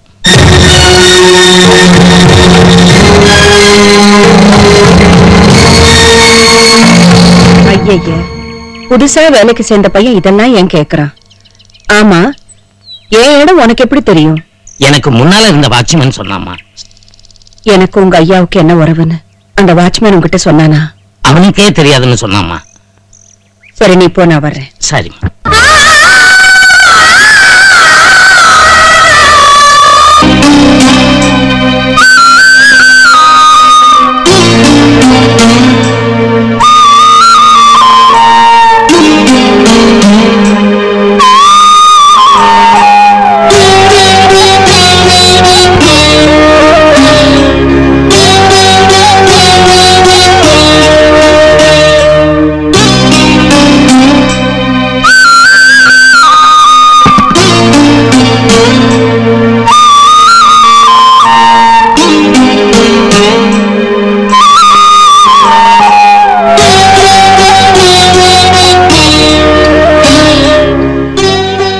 பல வருஷங்களுக்கு அப்புறம் இந்த பட்டு புடவை தாலி இதெல்லாம் எடுத்துட்டு வந்திருக்கீங்களே, உங்களுக்கு இன்னும் நம்பிக்கை இருக்கா? உங்க மனசு அசைக்க முடியாதுன்னு நான் என்னைக்கோ தெரிஞ்சுக்கிட்டேன். பின்ன எதுக்கு இதெல்லாம் எடுத்துட்டு வந்தீங்க? நீங்க மனசு சங்கடப்பட்டிருக்கிறதா வடிவேலு வந்து சொன்னா, உங்க மனசை மறுபடியும் மாத்துறதுக்காகத்தான் இதெல்லாம் எடுத்துக்கிட்டு வந்தேன். அதான் இப்ப சிரிச்சிட்டீங்களே, அதுவே போதும். ஒண்ணும் இல்லம்மா, வாழ்க்கையே தெரியாத பையன் ஒருத்தன் என்ன கொஞ்சம் அப்செட் பண்ணிட்டான். நானும் கேள்விப்பட்டேன். அவன் என்ன பத்தி கேவலமா பேசிருந்தா கூட பரவாயில்ல, பெண்மையே கேவலமா பேசிட்டான். அதான் நான் கொஞ்சம் டென்ஷன் ஆயிட்டேன். அவன் பார்த்த பெண்கள் அப்படிப்பட்டவங்களா இருக்கலாம். நீங்க கவலை விடுங்க, நான் போய் அவங்கிட்ட பேசுறேன். ஏங்க, யாருங்க நீங்க? நேரா மாடிக்கு வந்துட்டீங்க. எதுவா இருந்தாலும் ரிசப்ஷன்ல போய் உட்காருங்க. என்னமா அப்படி பாக்குறீங்க? ஏதாவது ஆசிரமத்துல இருந்து வரீங்களா? பார்வையே சரியில்லையே. அது இருக்கட்டும், என்ன பண்ணிட்டு இருக்காங்க? ஒலிம்பிக் நீச்சல் குளத்தை நீஞ்சிட்டு கையில மெடலோட வந்திருக்கேன். பார்த்தா தெரியல, தொடப்பம் தண்ணி நாறுதுமா. வாட்டர் டேங்க் கிளீன் பண்ண வந்திருக்கேன். ஆமா, நீங்க யாரு, எதுக்கு இங்க வந்திருக்கீங்க? நீ டேங்க கிளீன் பண்ண வந்த, நான் உன் மனசை கிளீன் பண்ண வந்திருக்கேன். ஆமா, பொம்பளைங்களை பத்தி ரொம்ப கேவலமா பேசினியாமே, என்னதான் நினைச்சிட்டு இருக்க பொம்பளைங்களை பத்தி? ஒவ்வொரு பெண்ணும் ஒரு மலர், ஒவ்வொரு மலருக்கும் ஒரு குணம், ஒவ்வொரு குணத்துக்கும் ஒரு ஈர்ப்பு, ஒவ்வொரு ஈர்ப்புக்கும் ஒரு மனம். ஆமா, சில மலர் மட்டும் நாறுது. அப்பா, என்ன சொல்ற? தைரியமா தான் சொல்ல, ஏன் உனக்குள்ளேயே முணுமுணுத்துக்கிற? ஆம்பளைங்களுக்கு கோழைத்தனம் இருக்க கூடாதுப்பா. உன்ன மாதிரி ஆம்பளைங்க கோழைங்களா இருக்கிறதுனாலதான் இன்னைக்கு பல குடும்பங்கள்ல கஷ்டப்பட்டுக்கிட்டு இருக்காங்க. அம்மா தாயே துர்தேவதை, என்ன பத்தி என் குடும்பத்தை பத்தி கேட்கறதுக்கு நீங்க யாருமா? என்ன பத்தி என் குடும்பத்தை பத்தியும் கேட்கறதுக்கு நீங்க யாருன்னு உன் முதலாளி கிட்ட கேட்ட, இப்ப என்கிட்ட கேக்குற. நான் என்ன பத்தி சொல்லிட்டு உன் முதலாளியை பத்தி சொல்லட்டுமா, இல்ல உன் முதலாளியை பத்தி சொல்லிட்டு என்ன பத்தி சொல்லட்டுமா?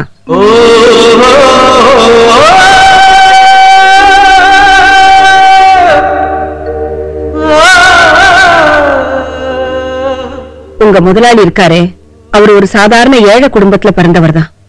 பிறந்த கொஞ்ச நாள்லயே உங்க முதலாளியுடைய அப்பா இறந்துட்டதுனால கோழி பண்ணைய சுத்தம் செஞ்சு அவரை காப்பாத்தினது அவங்க அம்மாதான். என்னம்மா படிக்கிறியா? என்னம்மா பள்ளிக்கூடத்துக்கு பணம் கேட்டியே, நீ நல்லா படிச்சு இந்த குடும்பத்தை நீதாமா காப்பாத்தணும். அம்மாவுக்கு இப்பெல்லாம் முடியலம்மா. சரிம்மா, நான் நல்லா படிச்சு தம்பியும் நல்லா படிக்க வச்சு இந்த குடும்பத்தை காப்பாத்துறேம்மா.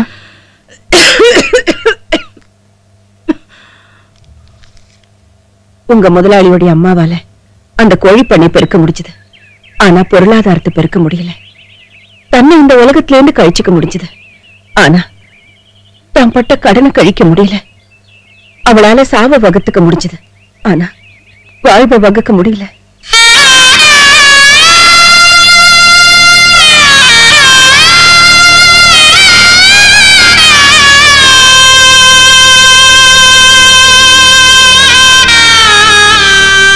உங்க முதலாளியை பொறுத்த வரைக்கும் அவங்க அம்மா ஒரு பெண் தெய்வம்.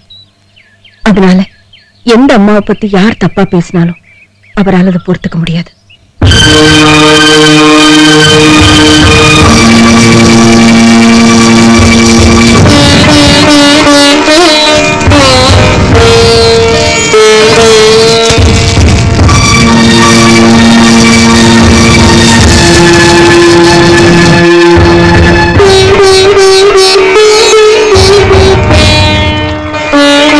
நல்லா படிக்க வைக்கிறேன். பிற்காலத்துல நீ என்னவா வருவ?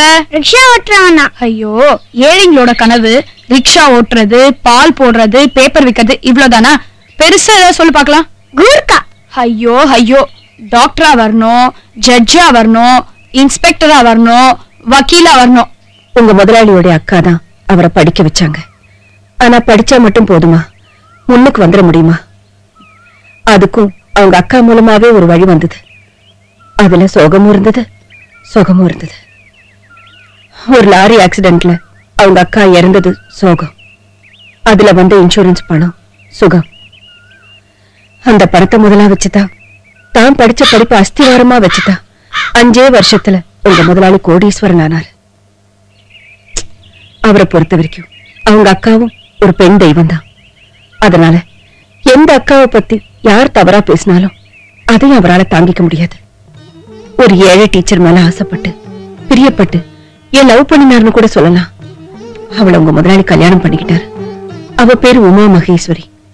உங்க முதலாளியுடைய போராத காலமோ இல்ல அவளுடைய போராத காலமோ ஹனிமூனுக்கு போன இடத்துல ஆக்சிடென்ட் ஆகி அவ கால் உடைஞ்சிடுச்சு. அதுக்கப்புறம் கூட உங்க முதலாளி அவ மேல அன்பும் பாசமும் குறையாம தான் இருந்தார்.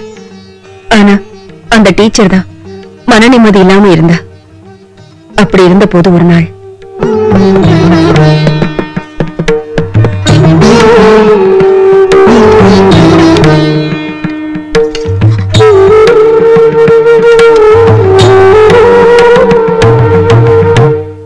பிடிச்சிருக்கா? ஒரு நிமிஷம். பட்டாணி பொரியல் தானே பிடிச்சிருக்கு? பிடிச்சிருக்கா? பருப்பு துவையல் தானே அதுவும் பிடிச்சிருக்கு? பொறுமா பிடிச்சிருக்கா? ஓ சாதமா?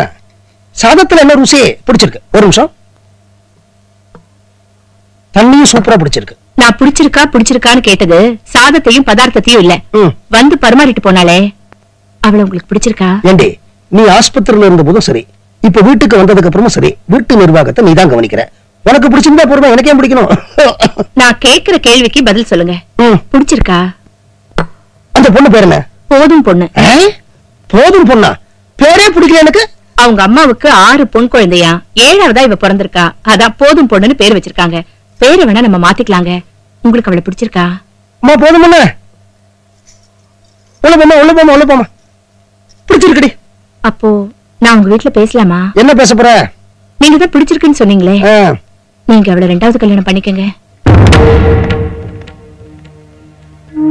கல்யாணம் ஆன ஒரு பொண்ணுக்கு பெரிய சந்தோஷம் தன் புருஷனுக்கு தன் கையால சமைச்சு தன் கையால பரிமாறணும். அது கூட என்னால செய்ய முடியல. என்ன ஆச்சு இப்போ உனக்கு? சாப்பிடுங்க சாப்பிடுங்க. ஏன் விதியை நான் அனுபவிக்கிறேன், நீங்க எங்க அனுபவிக்கணும்? Very good, very good, very good, very good. எழுந்துரு, எழுந்துரு. இந்த நாற்காலியில உட்காருமா. உட்காரு, உட்காரு. இப்போ அந்த ஆக்சிடென்ட்ல எனக்கு கால் போய் நான் இப்படி சக்கர நாற்காலியில உட்கார்ந்திருந்தா நீ ரெண்டாவது கல்யாணம் பண்ணிப்பியா? மாட்டேன் மாட்டேன் மாட்டேன். ஒரு பொண்ணுக்கு தாலி கட்டினதுக்கு அப்புறம் புருஷன் தாங்க எல்லாம். அந்த புருஷன் பொண்டாட்டி தான் எல்லாம் நினைக்கூடாதா? கதை விடாதீங்க, கதை விடாதீங்க. பொண்டாட்டி செத்த உடனே 199 ஆம்பளைங்க ரெண்டாவது கல்யாணம் பண்ணிக்கிறாங்க. 100க்கு ஒரு பொம்பளை ஒரு விதவை ரெண்டாவது கல்யாணம் பண்ணிக்கிறா. அதுக்கும் இந்த சமுதாயத்துல எவ்வளவு எதிர்ப்பு இருக்கு. இது ஆணாதிக்க சமுதாயங்க. ஆம்பளைங்களுக்கு ஒரு சட்டம், பொம்பளைங்களுக்கு ஒரு சட்டம். I love you. I love you. நானும் லவ் பண்றேம்மா. ரெண்டாவது கல்யாணம் பண்ணிக்கங்க. இன்னும் கொஞ்ச நாளைக்கு அப்புறம் உங்களுக்கு ரெண்டாவது கல்யாணம் ஆசை வந்தா வருங்க. அப்படி வந்தா நான் செத்துருவேன். அதுக்கு பதிலா நானே விட்டு கொடுத்ததா இருக்கட்டும். அந்த பொண்ணு நல்ல பொண்ணு, ஏழை பொண்ணு, எனக்கு தெரிஞ்ச பொண்ணு. ரெண்டாவது கல்யாணம் பண்ணிக்கங்க. என்ன இப்படி பாக்குறீங்க? இந்த சமுதாயத்துல யாரும் தன்னை பத்தி கவலைப்பட மாட்டாங்க. அடுத்தவங்க விஷயத்துலதான் மூக்க நுழைப்பாங்க. நாளைக்கு இந்த சமுதாயத்துல இருந்து ஒரு நாய் வரும். ஏண்டா இப்படி ஒரு நொண்டியை கட்டிக்கிட்டு அவஸ்தைப்படுறேன்னு சொல்லும். அப்ப உங்களுக்கும் ஆசை வரும் ரெண்டாவது கல்யாணம் பண்ணிக்கணும்னு. யாரோ ஒரு நாய் சொல்றதை விட உங்களுக்கு பிடிச்ச இந்த நாய் சொல்றேன், ரெண்டாவது கல்யாணம் பண்ணிக்கங்க. என் அன்புக்கும் ஆசைக்கும் உரிய உமா மகேஸ்வரி அவர்களே. போதும், என்ன சொல்ல போறீங்க? ஒன்ன தவிர வேற யாரையும் நினைக்க மாட்டேன், அதானே? இந்த சினிமா டிராமா டயலாக் எல்லாம் சொன்னீங்கன்னா எனக்கு கெட்ட கோவம் வரும். சினிமாவில் இந்த டயலாக் சொல்றவங்க எல்லாம் பர்சனல் லைஃப்ல 2, 3, 4 வச்சுட்டு இருக்காங்க. பிராக்டிகலா பேசுவோம். ரெண்டாவது கல்யாணம் பண்ணிக்கங்க. உனக்கு உன் புருஷன் மேல ஒரு காதல், பாசம், ஆசை, வெரி பொசசிவ்னஸ். என் புருஷன்தான் எனக்கு மட்டும்தான் அப்படின்னு ஒரு எண்ணமும் மனசுல இருக்க. அதே சமயம் கால் போயிடுச்சுல்ல, புருஷனுக்கு உபயோகமா இல்லையே, ஏதாவது பண்ணணும் அப்படின்னு ஒரு காம்ப்ளெக்ஸ் டெவலப் ஆயிருக்கு. கண்ணு, இந்த காம்ப்ளெக்ஸ் பொசசிவ்னஸ் ரெண்டும் சேரக்கூடாது, தனித்தனியே தான் இருக்கணும். ஓகே? போதும் பொண்ணு எனக்கு வேண்டாம், இந்த பொண்ணே எனக்கு போதும். இதையும் மீறி ரெண்டாவது கல்யாண பேச்சு எடுத்தா நேர ரோடுக்கு போவேன், லாரியை பார்ப்பேன், காலை விடுவேன், என் காலம் போடும். நீ ஊனும் நானும் ஊனும். ஓகே? அம்மா போதும் பொண்ணு, போதும் பொண்ணு, இங்க வாமா, இங்க வாமா. ரோட்ல நல்ல லாரியா வருதா பாக்குறியா?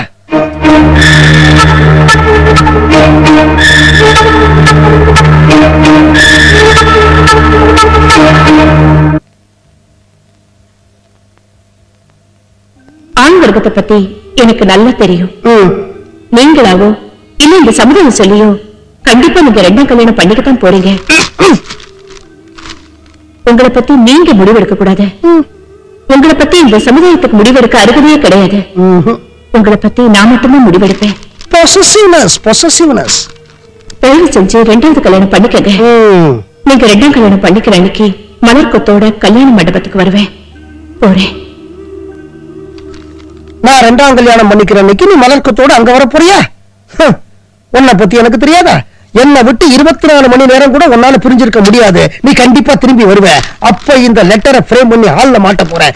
உன்னை கலாட்டா பண்ண எனக்கு ஒரு ஆயுதம் கிடைச்சாச்சு. விளையாட்டு போல அவ பிரிஞ்சு போய் 30 வருஷம் ஆச்சு. இது வரைக்கும் அவளை பத்தி எந்த தகவலும் இல்ல. எங்க இருக்காளோ, எப்படி இருக்காளோ? உங்க முதலாளி பொறுத்த வரைக்கும் அவருடைய மனைவியும் அவருக்கு ஒரு பெண் தெய்வம் தான். அதனால மனைவிங்கிற ஸ்தானத்துல இருக்கிற எந்த பொண்ணை பத்தி யார் தவறா பேசினாலும் அதை இவரால தாங்கிக்க முடியாது. நிறுத்துப்பா. 30 வருஷம் இல்லாத ஒரு மனைவி கற்பனையிலேயே ஒரு வீல் சேரோடு குடும்பம் நடத்திட்டு இருக்காரு. அந்த மனித தெய்வத்தை நீ தூக்கி எறிஞ்சு பேசினியாமே, அதுதான் என்னால தாங்கிக்க முடியல. இவ்வளவு பேசுறீங்களே, நீங்க யாரு நான் தெரிஞ்சுக்கலாமா?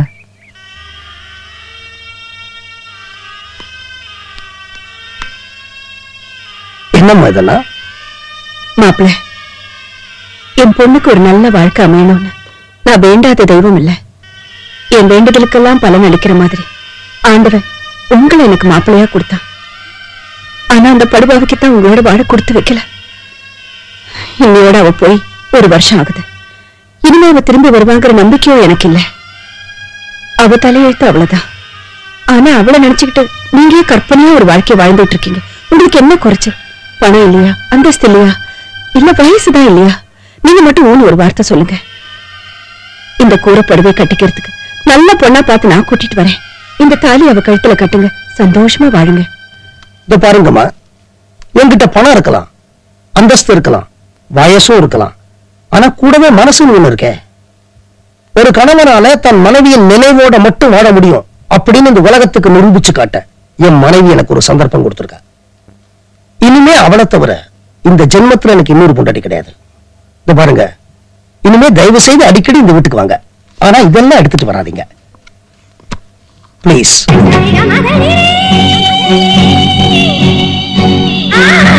என்ன பாரு, என்ன மன்னிச்சிருங்க சார், உங்களை பத்தி முழுசா தெரிஞ்சுக்காம உங்ககிட்ட மரியாதை குறைச்சலா பேசிட்டேன் சார். என்னாச்சு? உங்களை பொறுத்த வரைக்கும் 4 பொம்பளைங்களும் உங்க வாழ்க்கையில விதவிதமா அக்கறை காட்டியிருக்காங்க. உங்க அம்மாவும் அக்காவும் ஒரு விதத்துல தெய்வம்னா, உங்க மனைவியும் மாமியாரும் இன்னொரு விதத்துல தெய்வம் தான். உங்க மனைவி எடுத்துக்காங்க சார், கல்யாணமாய் 30 வருஷம் ஆகியும் உங்களை திரும்பி கூட பார்க்கலன்னா என்ன சார் அர்த்தம்? அவங்க உங்களுக்கு தகுதியானவங்க இல்லைன்னு நினைச்சிட்டாங்க. உங்களுக்கு தகுதியான ஒரு பொண்ணை நீங்க கல்யாணம் கட்டிக்கிட்டு நீங்க சந்தோஷமா இருக்கணும் தான் இன்னி வரைக்கும் அவங்க ஒளிமுறை வாழ்க்கை நடத்திக்கிட்டு இருக்காங்க. அவங்க தெய்வம் சார். ஆனா இந்த காலத்து பொம்பளைக்கு அப்படியே சார் இருக்காங்க, எந்த விதமான தகுதி இல்லாத பொண்டாட்டிய வந்துடுறாங்க.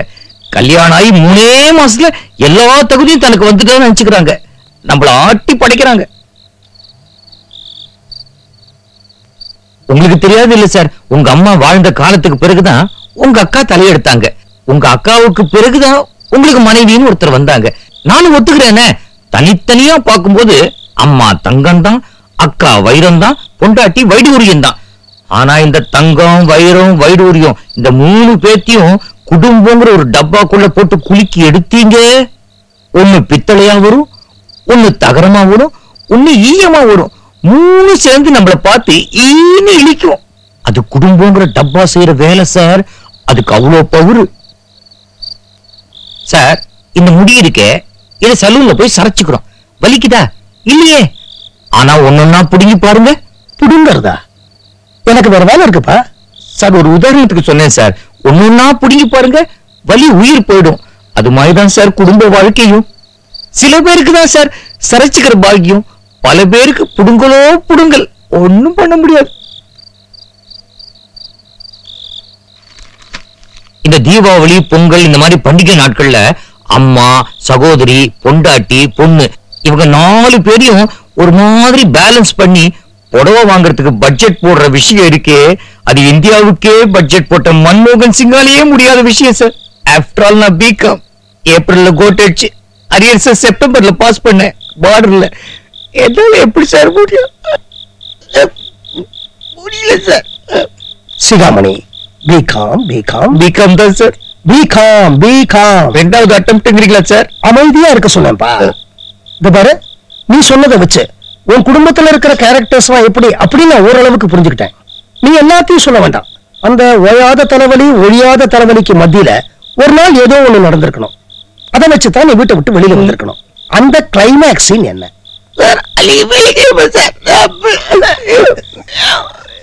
தமிழ்ல சொல்லுப்பா. துக்கமா? அதை முடிக்கிட்டு சொல்ல. அன்னைக்கு வெள்ளிக்கிழமை சார், எல்லாருக்கும் நிறைஞ்ச நாள். ஆனா என்ன நிலக்குலைய வச்ச நாள். ஒரு வெங்காய சாம்பார்ல ஆரம்பிச்சது சார். அடாடாடாடாடா ரமா, இந்த வெங்காய சாம்பாருக்காகவே உனக்கு நான் ஆயுசு முழுக்க அடிமையா இருப்பேன். இத பாருங்க, நீங்க வெட்டி விட வேண்டியவங்களை எல்லாம் வெட்டி விடுறேன்னு ஒரு வார்த்தை சொல்லுங்க. 7 ஜென்மத்துக்கும் உங்களுக்கு அடிமையாய் வெங்காய சாம்பார்லயே உங்களை குடிப்பாட்டுறேன். இந்த பொம்பளைங்களை போறது பேசவே கூடாது. சுத்தி சுத்தி தம் பாயிண்ட்டுக்கே வருவாங்க. வெங்காய சாம்பார் அது நாறுது. இந்த இட்லி சாப்பிடுறீங்களா இல்ல இதுவும் நாறுதா? பொண்டாட்டிக்கிட்ட அனாவசியமா வாய தரப்ப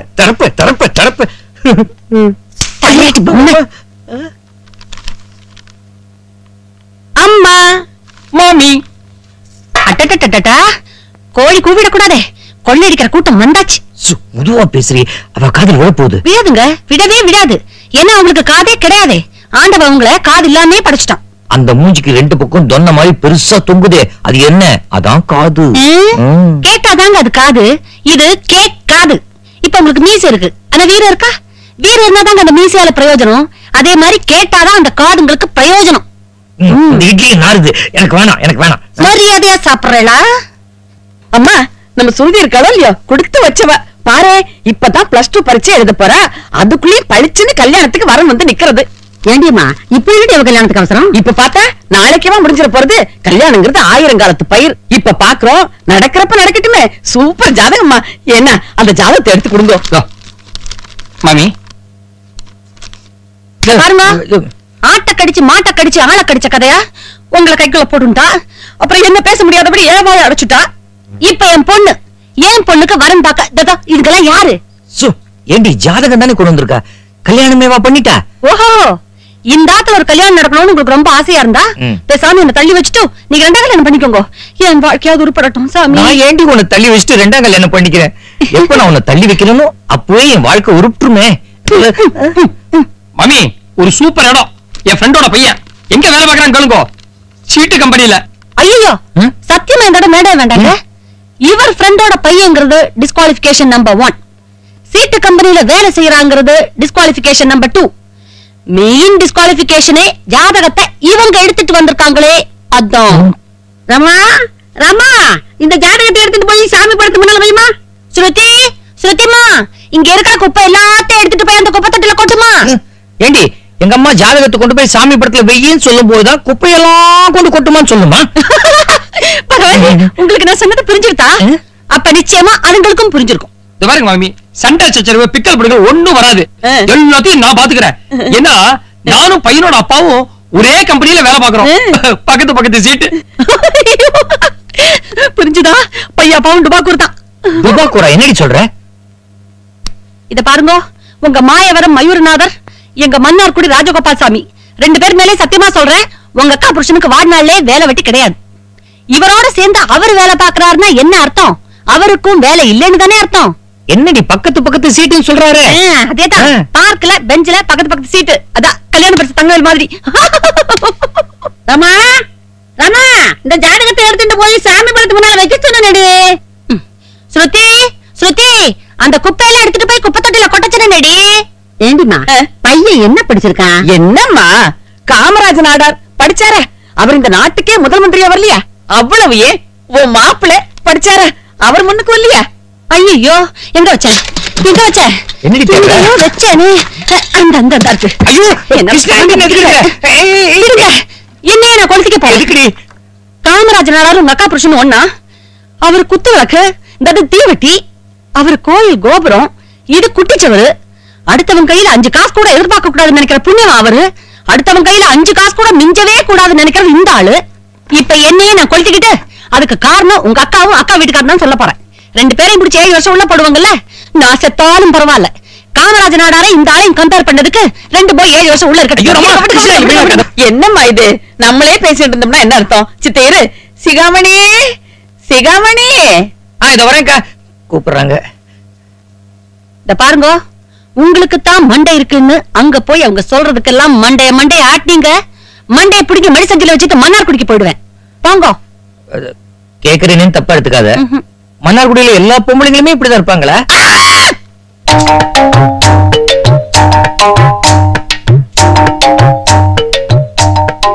வடகண்ணா, வா வா வா வா, உட்காச்சுக்கோ. இப்பதான் வந்தியா? எனக்கு தெரியாது. உனக்கு பல விஷயங்கள் தெரியாது. நீ குழந்தை. அப்ப உனக்கு 7 வயசு இருக்கும், எனக்கு 10 வயசு. பாண்டி பல்பும் கதை தானே, ஊருக்கே தெரிஞ்ச விஷயம். இப்ப எதுக்கு? அதுக்கு இல்லடா, அப்ப ஆரம்பிச்சு நம்ம நெருக்கம் இப்ப எவ்வளவு தூரம் வந்திருக்குன்னு பாத்தியா இல்லையா? இதோட நிக்கப்படாது, இன்னும் தொடரணும். அதுக்காகத்தான் நானும் உன் அத்தின் பேரும் உன் பொண்ணுக்கு ஒரு நல்ல ஜாதகமா கொண்டு வந்திருக்கோம். பாரு, நீ சும்மா மண்டைய மட்டும் ஆட்டினா போதும், மத்ததெல்லாம் நாங்க பாத்துப்போம். ரொம்ப சந்தோஷம். எதுக்கு ஒரு அம்மா கிட்ட கொஞ்சம் கலந்து சொல்றேன்னு. சிகாமணி, உம்மன்ட்ட நீ ஆட்ட போற, இதுக்கு என்ன அவகிட்ட போய் ஒரு கேள்வி? ரமா என்ன சான் பிரான்சிஸ்கோலயா இருக்கா? சமயக்கட்டல தான் இருக்கா? அதானே, நானே கூப்பிடுறேன். கூப்பிடுங்க. சிஸ்டர் சிஸ்டரா? ஐயோ ஐயோ, எங்க நான் வந்துட்டேன். எங்க எங்க சனினே, வீட்டுக்குள்ள வருவியா? காலை உடைக்கிறேன், கொன்னுடுறேன் அவனை, கொன்னுடுறேன். சிஸ்டர் என் கண்ணுக்கு ஒரு நாளும் தெரியல, எதை போய் இப்படி மாஞ்சி அடிக்க ட்ரை பண்ணிட்டு இருக்க? கருப்பு சிஸ்டர், கருப்பு வந்தா கல்யாணம் வரும்னு சொல்லுவாங்க, அதை போட்டு எதுக்கு அனாவசியமா அடிச்சுட்டு? அது பாட்டுக்கு ஒரு பக்கம் ஓடிட்டு இருக்கட்டும், நாம பாட்டுக்கு ஒரு பக்கம் உட்கார்ந்து பேசிட்டு இருப்போமே. மாமி ஏதோ நல்ல விஷயம் சொல்ல போறா. மாமி சொல்லுங்க. இத பாருடிமா, என் பேத்திக்கு ஒரு நல்ல வரனா என் மாப்பிள்ளையும் என் பொண்ணும் கொண்டு வந்திருக்கா. அது விஷயமா என் பையனை உட்காந்து வச்சு பேசிட்டு இருக்கோம். உனக்கும் ஏதாவது அபிப்பிராயம் தோணித்துன்னா நீயே சொல்லு.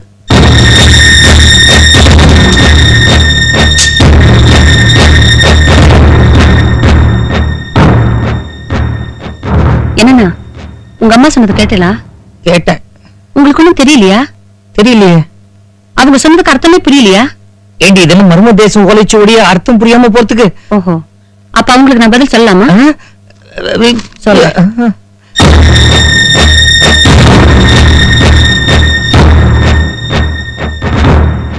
என்ன சொன்னீங்க? உங்க பேத்திக்கு உங்க பொண்ணும் உங்க மாப்பிளையும் நல்ல வரனா கொண்டு வந்திருக்காங்க. அத பத்தி உங்க மகனோட நீங்க பேசிட்டு இருக்கீங்க. நானும் நடுவுல வந்து ஏதாவது அபிப்பிராயம் சொல்லலாம், அப்படித்தானே? சொல்றேன் சொல்றேன். ஏன் பொண்ணுக்கு இப்போதைக்கு கல்யாணம் வேண்டாம். அப்படியே கல்யாணம் நடந்தாலும் அதுக்கு இந்த வரன் வேண்டாம். இந்த வரன் வேண்டாம் உடனே இவங்க வேற வரனை தேட ஆரம்பிச்சிடுவாங்க. என் பொண்ணுக்கு இவங்க தேடுற எந்த வரனுமே வேண்டாம். இவங்க தேடினாதான் என் பொண்ணுக்கு கல்யாணம் நடக்கும்னா என் பொண்ணுக்கு கல்யாணமே வேண்டாம். என்ன ரம்மா? அம்மா, உங்க அம்மா என் பொண்ணு என் பையன் என் மாப்பிள்ள என் பேத்தின்னு சொல்லும்போது மட்டும் பேசாம இருந்தீங்க. நான் என் பொண்ணு என் பொண்ணு என் பொண்ணுன்னு ரெண்டே தடவை சொன்னேன். உடனே உங்களுக்கு கோவம் வருதா? டே மொசப்புழுக்க, நீ தனியா இருந்தா என் பேத்தியை பெற்றிருக்க முடியாதுடி. என் பையனை நீ கல்யாணம் பண்ணதுனாலதான் பெத்த. அதானே? இது பாரு, உனக்காக ஒண்ணு எங்க அம்மா இந்த வீட்டுல இல்லடி அம்மா. உன் பொண்ணுக்கு வேணா நீ அம்மாவா இருக்கலாம். உன் புருஷனுக்கு எங்க அம்மா தான் அம்மா. அதனாலதான் இந்த வீட்டுல இருக்கா. ஆமா, உன் புருஷனை உனக்கு தெரியறதுக்கு முன்னாடியே எங்க அம்மாவுக்கு உன் புருஷனை தெரியும். அதனால உன் பதில் உனக்கு தேவையில்லை. டே சிகாமணி, நீ சொல்லுடா, இந்த கல்யாணத்தை பத்தி உன் முடிவு என்ன? ஐயா, என்ன வித்யா, நீ எதுக்கு அனாவசியம் உணர்ச்சி வசப்படுற? ரமா யாரு? நம்ம குழந்தை மாதிரி. இந்த குஞ்சு மீச்சு கோழி சாவுவா? இந்த பாருங்க, உங்களை நீங்க கோழின்னு சொல்லிக்கங்க, சேவல்னு சொல்லிக்கங்க. என்ன குஞ்சு குஞ்சுன்னு சொன்னீங்கன்னா எனக்கு கேட்டா கோவம் வரும். நீங்க என்ன சொன்னீங்க? நீங்க எல்லாரும் இவருக்காக தான் இருக்கீங்க, எனக்காக இல்ல. உங்க எல்லாருக்கும் இவரதான் முன்னாடியே தெரியும். அதனால அவர் தான் பதில் சொல்லணும், இல்லையா? அப்படி பார்த்தா இந்த வீட்டுல இருக்கிற எல்லாரையும் விட பின்னால உட்கார்ந்திருக்காரே மாமா, அவர் தான் எனக்கு முன்னாடியே தெரியும். அவர் தான் வெள்ளையும் சொல்லையுமா எங்க வீட்டு படியேறி வந்து பொண்ணு கேட்டாரு. அவருக்கு மதிப்பு மரியாதையும் கொடுத்து உள்ள கூட்டிட்டு வந்து கூடத்துல உட்கார வைங்க. நீங்க எல்லாரும் உள்ள போங்க, அவர்கிட்ட நான் என் பொண்ணை பத்தி பேசிக்கிறேன்.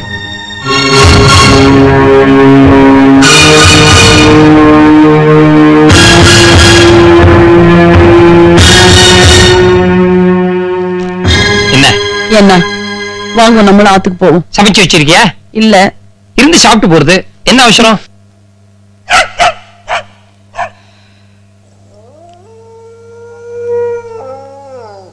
ஏன்பா எழுதிருக்கிறீங்க? நான் உங்க பையன்ப்பா, உட்காருங்க. எனக்கு பேர் வச்சதே நீங்க தான்ப்பா.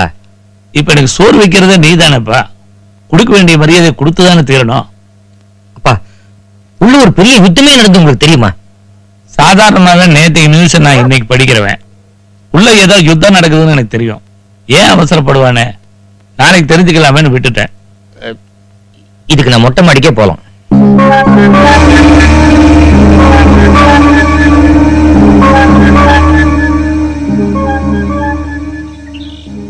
மாதவா, மனசு விட்டு சொல்றேன், எனக்கு யார் மேலயும் கோவம் இல்ல. இருந்தாலும் சொல்லித்தான் ஆகணும். எங்க குடும்பத்துல யாரையுமே யாருக்குமே பிடிக்காது. அவங்க இத்தனை நாள் எனக்கு சோறு போட்டதே அதிகம். அவங்களுக்கே 1008 பிரச்சனை இருக்கு. இந்த நிலைமையில நம்ம காதல அவங்க கிட்ட சொல்லி அவங்க உன்னை ஏத்துக்கிட்டு நமக்கு கல்யாணம் பண்ணி வச்சு இதெல்லாம் நடக்கிற காரியம் இல்ல. காஷ்மீர் பிரச்சனை தீர்ந்தாலும் தீரும், எங்க வீட்டு பிரச்சனை தீரவே தீராது. அதனால நல்லா ஞாபகம் வச்சுக்கோ. நான் கடைசி நாள் பரீட்சை எழுதுறேன், நீ அங்க வர. அங்கேருந்து நம்ம 2 பேரும் ஓடி போறோம். ஓகே? ஓகே.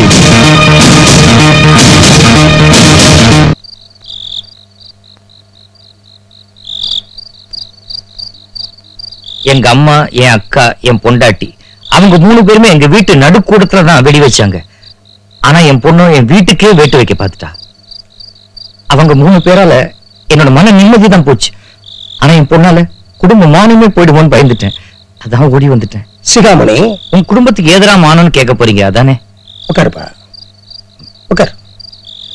உன் குடும்பத்துல நடக்கிற சண்டைகளுக்கு பின்னாடி என்ன லாஜிக்னு எனக்கு புரியலையே. கொழாடியில சண்டை நடக்குதே, அதுக்கு ஏது சார் லாஜிக்கு? அந்த மாதிரி தான் யோசிச்சேன். என் பொண்ணு ஓடி போறதுக்கு பதிலா நான் ஓடி வந்துட்டேன். பிரச்சனைகளை நான் சுமக்கிறதுக்கு பதிலா அவங்கள சுமக்க வச்சுட்டேன். உன் பொண்ணு ஒருத்தனோட ஓடி போறதா இருந்தாலே அவனை பத்தி நீ விசாரிச்சியா? என் பக்கத்து வீட்டு பையன் தான், அவனை பத்தி எனக்கு நல்லா தெரியும். பக்கத்து வீட்டு பையனை உடனடியா கல்யாணம் பண்ணி வச்சிட வேண்டியதானே? நல்லா தெரிஞ்சதுனால தான் பண்ணி வைக்க முடியல. நீ சொல்றது எனக்கு புரியல. அவனுக்கு அம்மா இருக்காங்க, அப்பா இல்ல.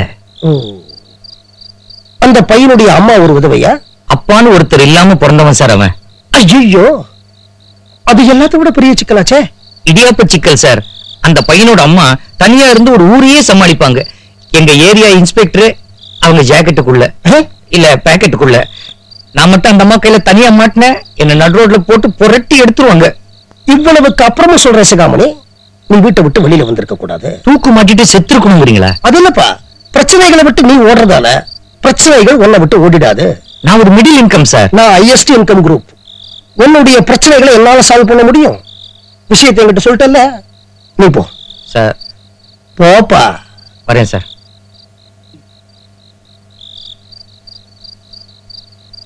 இவன் வீட்டுல நடக்கிற எந்த பிரச்சனையும் எனக்கு பெரிய பிரச்சனையா தெரியல.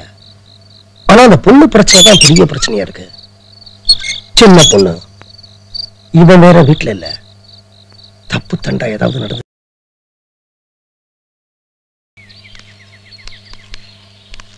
கூப்பிட்டீங்களா சார்? சிகாமணி, உன் வீட்டை சேர்ந்தவங்களுக்கு உன் மேல எவ்வளவு பாசம் இருக்கு அப்படின்னு எனக்கு தெரிஞ்சாதான் உன் வீட்டு பிரச்சனைகளுக்கு என்னால ஒரு முடிவு காண முடியும். அதனால நீ என்ன செய்யற, உடனடியா போய் ஒரு ஆஸ்பத்திரியில படுத்துக்கிற. வைத்தியர் ஆஸ்பத்திரியா? சும்மா இருப்பா, நான் சொல்ற ஆஸ்பத்திரியில போய் படுத்துக்கிறேன். உன் உடம்பெல்லாம் ரத்தம், பேண்டேஜ். நான் உன் உறவுக்காரங்களுக்கு போன் பண்றேன், அவங்க வந்து என்ன பாக்குறாங்க. என்ன சார், அவங்களுக்கு பயந்துதான் நான் ஓடி வந்திருக்கேன். அவங்க கிட்டே என்ன மாட்டி விடுறீங்களே? நீ மாட்ட மாட்ட. அவங்க கிட்ட இருந்து பாதுகாப்பா உன்னை மீட்டு கொண்டு வர வேண்டியது என்னுடைய பொறுப்பு. நான் ஆஸ்பத்திரியில போய் என்ன செய்யணும்? கைகால் இருக்குல்ல, அதை நல்லா நீட்டி படுத்துக்கலாமா? நிஜமாவே ஆஸ்பத்திரிக்கு போகணும் போல இருக்கேன். Sorry sorry. பலாவுக்கு தோளிலே பலம், தென்னைக்கு மட்டையிலே பலம், வாழைக்கு பழமே பலம். இந்த இந்தியாவுக்கு யார் பலம், யார் பலம், யார் பலம்? வைரமுத்து வர்றேன். எனக்கு முன்னாடி நீ கோடம்பாக்கத்துல போய் பேர் எடுத்துட்ட, பின்னாடியே வர்றேன் மேன், பின்னாடியே வர்றேன். ஏஆர்ஆர் ஏண்டா சார், என்ன தைரியம் இருந்தா ஏஆர் ராமச்சந்திரங்கிற என் பேரை சுருக்கி ஏஆர்ஆர்னு கத்தி கூப்பிடுவேன். நான் உங்களை கூப்பிடலீங்க சார், ஏஆர் ரஹ்மானத்தான் ஏஆர்ஆர்னு கூப்பிடுங்க சார். ஏஆர் ரகுமானா? அவரது கூப்பிடுற? இல்லைங்க சார், நான் வந்து ஒரு பாட்டு எழுதியிருக்கிறேன் சார், படிக்கிற கேளுங்க. பலாவுக்கு தோல்ல பலம், தென்னைக்கு மட்டையில பலம், வாழைக்கு பழமே பலம். இந்த இந்தியாவுக்கு யார் பலம், யார் பலம், யார் பலம்? எப்படிங்க சார்? சார் நல்லா யோசனை பண்ணி பாருங்க சார். இந்த பாட்டை ஏஆர் ரஹ்மான் மியூசிக்ல நம்ம சிம்போனி ஆர்கெஸ்ட்ராவை சேர்த்து ஹரிகர்னி லதா மங்கேஷ்கரை பாட வச்சு அந்த பாட்டை வந்து டீடைல்ஸ்ல ரெக்கார்ட் பண்ணி அந்த பாட்டை நேரா நயாகரா நீர்வீழ்ச்சி தூக்கிட்டு போய் நம்ம கமலஹாசனி மாதிரி தீட்சித் நடிக்க வச்சா எப்படிங்க சார் இருக்கு? பாக்குறது கம்பவுண்டர் வேலை. உனக்கு என்ன வைரமுத்து ஆகணும் நினைப்பா? ஏன் சார், ஒரு கண்டக்டர் ரஜினி ஆகலாம், ஒரு கம்பவுண்டர் வைரமுத்து ஆகக்கூடாதா? எனக்கு அர்ஜென்டா வேலை இருக்கு, நான் வெளியே போயிட்டு வந்துடுறேன். இப்போ சிகாமணின்னு ஒருத்தன் வருவான். அவன் வந்த உடனே அவன் உடம்பு பூரா சிவப்பு பெயிண்ட் அடிச்சு பேண்டேஜ் போட்டு அவனுக்கு ஃபுல்லா கட்டு கட்டி கட்டுல படுக்க வை. அவனுக்கு என்னங்க? அவனுக்கு ஒண்ணுமே இல்ல, எல்லாம் ஒரு நாடகம் தான். வண்டிக்காரங்க எழுதுருங்க. ஐயோ தூங்கின வண்டி ஓட்டாதீங்க. ஐயோ வழி இல்லப்பா சொன்னாக்க.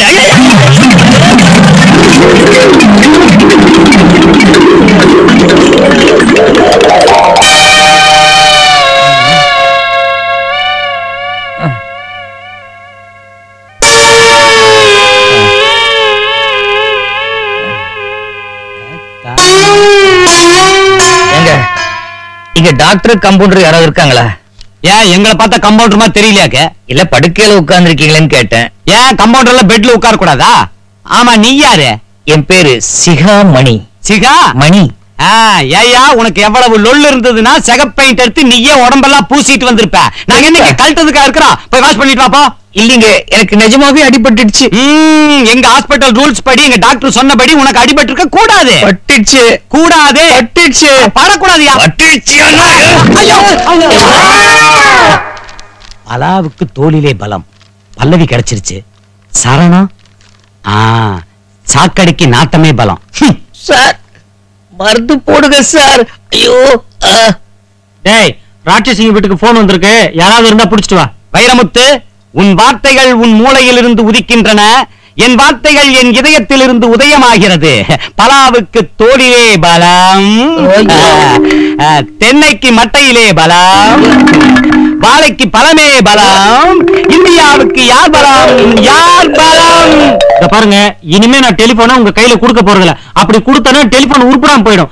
நானே கையில புடிச்சுக்கிறேன், நீங்க பேசுங்க. ஓஹோ, மைக் மாதிரியா? ஆமா. ஹலோ உங்க வீட்டுக்காக நான் 5 டெலிபோன் கனெக்ஷனை வாங்க முடியும். ஒவ்வொருத்தரா பேசுங்க. Hello hello hello hello hello hello hello ஐயோ, இது ரொம்ப நாராசமா இருக்கு. சேர்ந்தே கத்துங்க. ஹலோ, நான் உண்மை விளம்பி பேசுறேன். உங்க வீட்டு சிகாமணிக்கு ஆக்சிடென்ட் ஆகி நிறைய ரத்தம் கொட்டி குத்துயிரும் கொலையுருமா மைதிரியோட படுத்துட்டு இருக்காரு. I am sorry, Maithri nursing ஹோம்ல படுத்துட்டு இருக்காரு. அந்த நர்சிங் ஹோம் அட்ரஸ் கொடுக்கட்டுமா? ஐயா, நீ தெய்வம் ஐயா. மருந்து போடியா? போடுறேன்.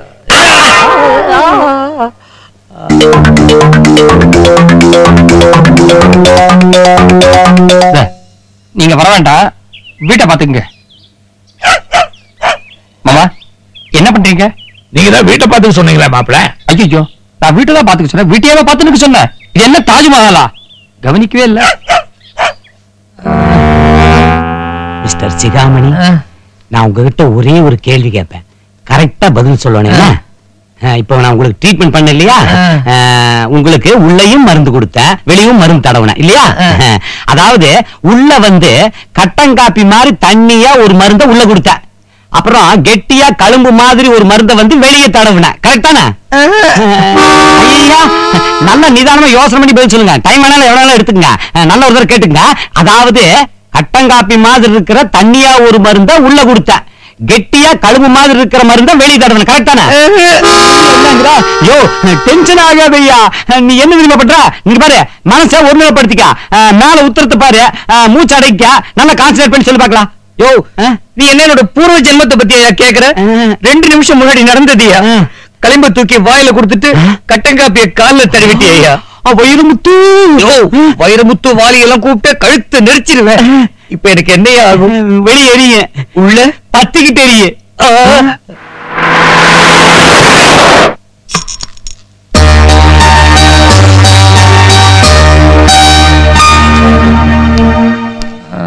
சிகாமணி, சபாஷ், சரியான செட்டப். என்னப்பா அது? உன் குடும்பத்தார் முன்னாடி ஆக்ட் பண்ண சொன்னா என் முன்னாடி ஆக்ட் பண்ற. இது எப்படியோ சூப்பர் ஆக்ட். நீ ஆனாலும் ரொம்ப ஆக்ட் பண்ற. நான் உள்ள இருக்கேன், உங்க வீட்டுக்காரங்க வரல. அலாவுக்கு தோலிலே இங்க வெளியில செட்டப் பண்ண கம்பவுண்டர் நீங்க தானே? கரெக்ட். எப்படி கண்டுபிடிச்சீங்க? Super setup. இந்தாங்க. மலைக்கோட்டை உச்சி பிள்ளையாரே, காப்பாத்துப்பா. மலைக்கோட்டை முருகா, காப்பாத்து. சிங்காரப்பா, முருகா,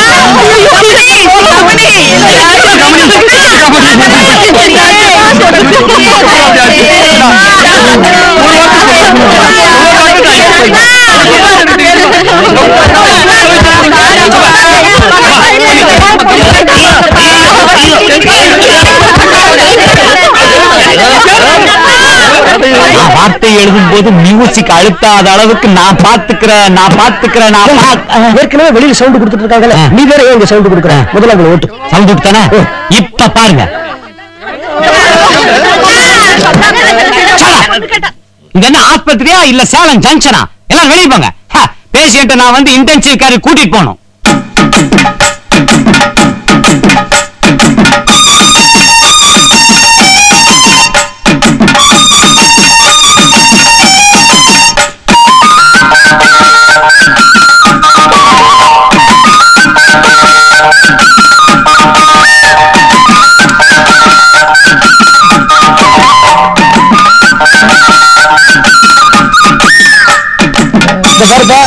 சூப்பர் நடிப்பு, கவலைப்படாத, பின்வழியா ஓடிடலாமா?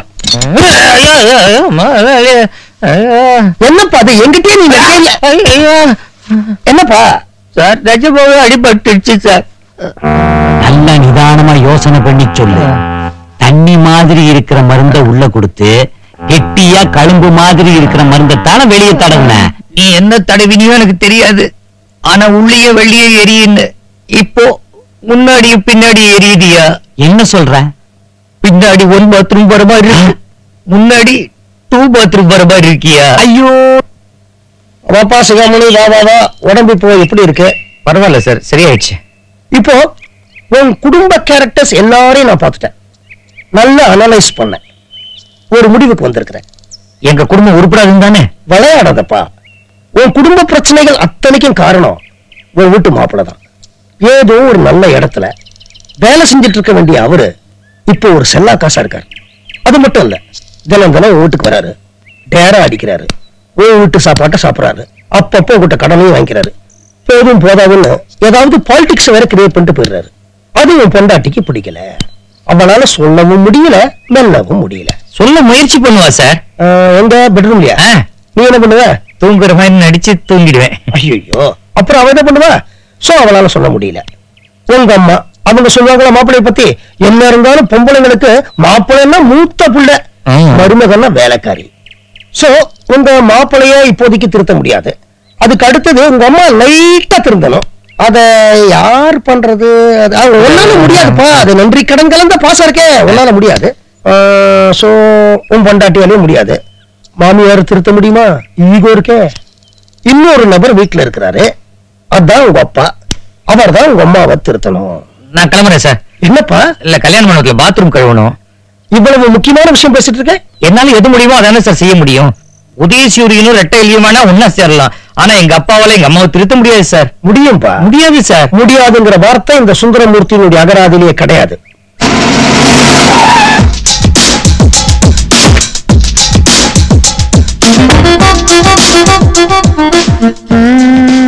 இங்க நீலகண்டங்கிறது யாரு? நான் தான். வாங்க, வந்து வண்டியில ஏறுங்க. எங்க முதலாளி உங்களை கூட்டு வர சொன்னார். யாரும் முதலாளி? இந்த ரோடு வழியா தோராயமா ஒரு நாளைக்கு எத்தனை பேர் போறாங்க வர்றாங்க? ஆயிரக்கணக்கான பேர் வர்றாங்க போறாங்க. நீங்க இந்த திண்ணையில தானே உட்கார்ந்து இருக்கீங்க. ரோட்ல போறவங்க வர்றவங்க யாராவது உங்ககிட்ட பேசியிருக்காங்களா? இல்ல ஒரு குட் மார்னிங் ஆவது சொல்லியிருக்காங்களா? அட்லீஸ்ட் ஒரு புன்முறுவலாவது பூத்திருக்காங்களா? அதையெல்லாம் விடுங்க. ஒரு நாயாவது உங்களை பார்த்து குலைச்சிருக்குதா? இல்லையே. இல்ல பண்ணியாவது உங்களை பார்த்து உரிமை இருக்குதா? ஆக யாருமே உங்களை மதிக்கல. உங்களை மதிச்சு ஒரு பெரிய மனுஷன் 4.5 lakhs காரை இந்த பெரிய மனுஷன் கிட்ட கொடுத்து அனுப்பிச்சிருக்கார். அவர் யாருன்னு தெரிஞ்சாதான் வண்டியில வந்து ஏறுவீங்களோ? அது வந்து நான் உங்களை கடத்திட்டு போக வந்திருக்கேன்னு நினைக்கிறீங்களா? தைரியமா சொல்லுங்க. நான் உங்களை கடத்திட்டு போக வந்திருக்கேன்னு நினைக்கிறீங்களா? கடத்திட்டு போய் பதுக்கி வச்சு எல்லாரும் எதை கேட்டு மிரட்டுவாங்க? பணம் கேட்டு மிரட்டுவாங்க. இன்னைக்கு பெட்ரோல் என்ன விலை விக்குது? கிட்டத்தட்ட ஒரு லிட்டர் 28 ரூபாய். எங்க இடத்துல இருந்து இந்த காரு இங்க வந்து போறதுக்கு 10 லிட்டர் பெட்ரோல் தேவைப்படுது. ஆக பெட்ரோலுக்கு மட்டும் 280 ரூபாய். மேல 20 ரூபாய் வச்சு 300 ரூபாய் கேட்டு மிரட்டினா தான் எங்களுக்கு 20 ரூபாய் லாபம் கிடைக்கும். ஆமா. இந்த உலகத்துல யாராவது ஒருத்தர் 300 ரூபாய் கட்டி உங்களை மீட்டுட்டு போறதுக்கு இருக்காங்களா? சத்தியமா இல்லையே. 20 ரூபாய் கூட லாபம் இல்லாம உங்களை கடத்திட்டு போறதுக்கு எங்க முதலாளி என்ன மடையனா? இல்ல அவர் அனுப்பிச்சு இந்த பெரிய மனுஷன் வந்திருக்கேன்னா என்ன முட்டாளா? நீங்க என்ன கடத்திட்டு போய் உடம்புல இருக்கிற உறுப்புகளை தனித்தனியா பார்த்து கழட்டி வித்துட்டீங்கன்னா நான் இன்னும் யூஸ்லெஸ் பலவாயிருவேன். அதுக்காகத்தான் பயப்படுறேன். இப்படித்தான் சார் ஓப்பனா பேசணும். தோராயமா உங்க உடம்புக்குள்ள எவ்வளவு உறுப்புகள் இருக்கும்? நான் கார்லயே போய் ஏறிக்கிறேன்.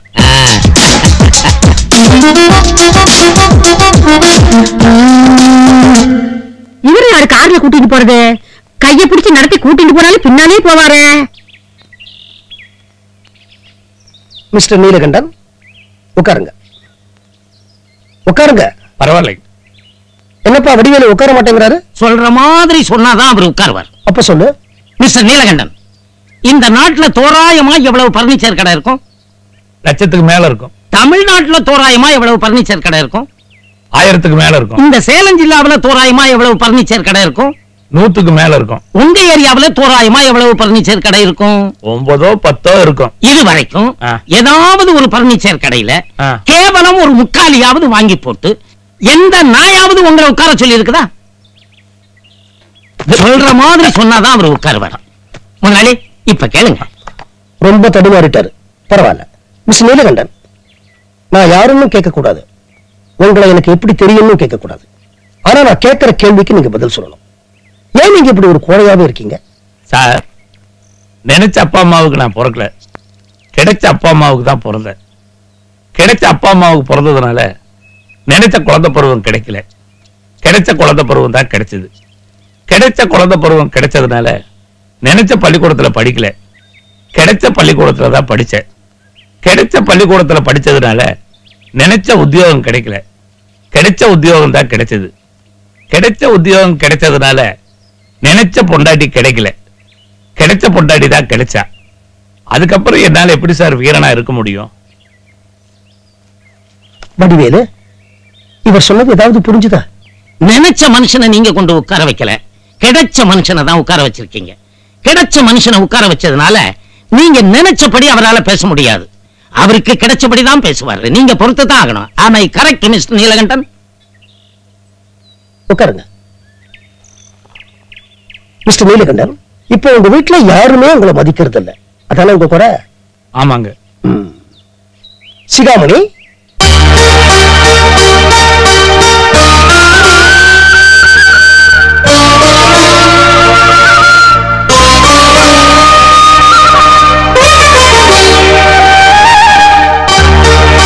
உட்காருங்க சார், உட்காருங்க சார். வடிவேலு உட்கார மாட்டேங்கிறாரு. தோராயமா இந்த நாட்டுல சார், சிகாமணி வீட்டை விட்டு ஓடி வந்ததுக்கு அப்புறம் உங்க குடும்பத்துல யாரையுமே பார்க்கல. அவன் முதல்ல வந்து நிக்கிறது உங்க முன்னாடிதான். அப்போ அவன் உங்களுக்கு மதிப்பு மரியாதையும் கொடுக்கறான்னு அர்த்தம். அது மட்டும் இல்ல சார், உங்களுக்குள்ள இருக்கிற அத்தனை சக்தியை நான் வெளியில கொண்டு வர போறேன். சிகாமணி, உன்னுடைய வேலையை பத்தி நீ இனிமே கவலைப்படாத, அதை நான் பாத்துக்கிறேன். உங்க அப்பா தான் இனிமே கல்யாண மண்டபத்துக்கு மேனேஜர். அவருக்கு சம்பளம் 3000 ரூபாய்.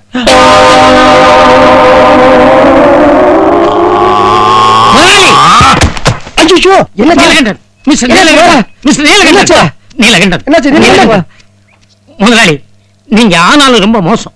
ஒரு 10 ரூபாயை கூட முழுசா பார்க்காத ஒருத்தர் கிட்ட திடுத்துப்புன்னு 3000 ரூபாய் சம்பளம்னு சொன்னா எவ்வளவு அதிர்ச்சி இருக்கும் பாத்தீங்களா? ஆளே போயிட்டாரு. 28 வருஷம் வேலை பார்த்து ரிட்டையர் ஆகும்போது மாசம் 1200 ரூபாய் கூட வாங்கல. அவர்கிட்ட மாசம் 3000 ரூபாய் சம்பளம். நீங்க வாயை பொழந்துட்டாரு. இப்படி பண்ணிட்டீங்களே முதலாளி. எப்ப அவருக்கு நான் நல்லது பண்ண நினைச்சேன், இப்ப என் மேல குழப்படி வந்துரும் போல இருக்கேன். இப்ப நான் என்ன பண்றது? வேலை கிடையாதுன்னு சொல்லுங்க, பழிச்சுப்பார். மிஸ்டர் நீலகண்டன், உங்களுக்கு வேலை கிடையாது. You are dismissed. ஐயோ, மொத்தமா வேலை இல்லைன்னு சொல்லிடாதீங்க. 3000 ரூபாய் சம்பளம்னு சொன்னங்காட்டிக்கு மயக்கம் போட்டு விழுந்துட்டேன். குறைச்ச சம்பளமா கொடுத்தீங்கன்னா மயக்கம் தெளிஞ்சிடும். என்ன கருமண்டா இது? முதலாளி சம்பளத்தை குறைச்சு கொடுப்பாரு, தொழிலாளி அதிகமா கேட்பான். இங்க முதலாளியே அதிகமா கொடுக்கறேங்கிறாரு, தொழிலாளி குறைச்சு கேட்கறான். வடிவேலு, என்னுடைய நிலைமையை நீ புரிஞ்சுக்கணும். முழுசா 3000 ரூபாய் நான் கையில வாங்கினா இப்ப நிக்காத மூச்சு அப்ப நின்னு போயிருப்பா. நிக்காது, நிக்காது. இத்தனை நாளா உங்களுக்கு கிடைக்காத மரியாதை இப்ப கிடைச்ச உடனே 3000 ரூபாய் ரூபத்துல உங்க ஆர்த்து லைட்டா கொஞ்சம் பஞ்சலா இருக்கு, அவ்வளவுதான். நீங்க 3000 ரூபாய் சம்பளத்தை முழுசா வாங்கத்தான் போறீங்க. 3வது மாசத்துல கொடி பிடிக்கத்தான் போறீங்க. 6வது மாசத்துல முதலாளி ஒழிகன்னு சொல்லத்தான் போறீங்க. 9வது மாசத்துல வேலை நிறுத்தம் பண்ணத்தான் போறீங்க. வடிவேலு, நம்ம கல்யாண மண்டப மேனேஜர் இப்படியா காமாசோமா ட்ரெஸ் பண்றது? அவருக்குன்னு ஒரு யூனிஃபார்ம் வாங்கி வச்சிருக்கோமே, அந்த யூனிஃபார்ம் கொண்டு வந்து மாட்டு. வேலை கிடைச்ச விஷயத்த வீட்டுல வெறும்னு போயா சொல்லுவாரு. எங்கடா அந்த திருநெல்வேலி அல்வாவும் மல்லி போவோம்.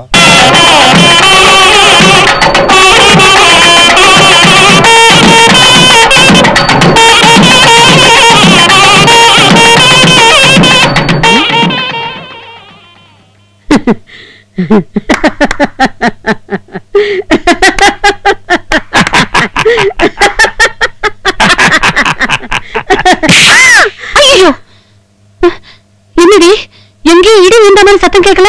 ஆமாமா, எனக்கு கூட கேட்டுச்சு. என்னங்க, தாலி கட்டின நாள்ல இருந்து என்ன கண்டா பூனைக்குட்டி மாதிரி ஓடி ஒளிவாரு. இப்ப என்ன ஆச்சு உங்களுக்கு? உன்ன மாதிரி ஒரு பொண்டாட்டியை திருத்துறதும் பைத்தியத்துக்கு பல்லு தேய்ச்சி விடுறது ரெண்டும் ஒண்ணுன்னு ஒரு அறிவாளி சொன்னான். என்னால இப்ப பொண்டாட்டியும் திருத்த முடியும், பைத்தியத்துக்கும் பல்லு தேய்ச்சி விட முடியும்.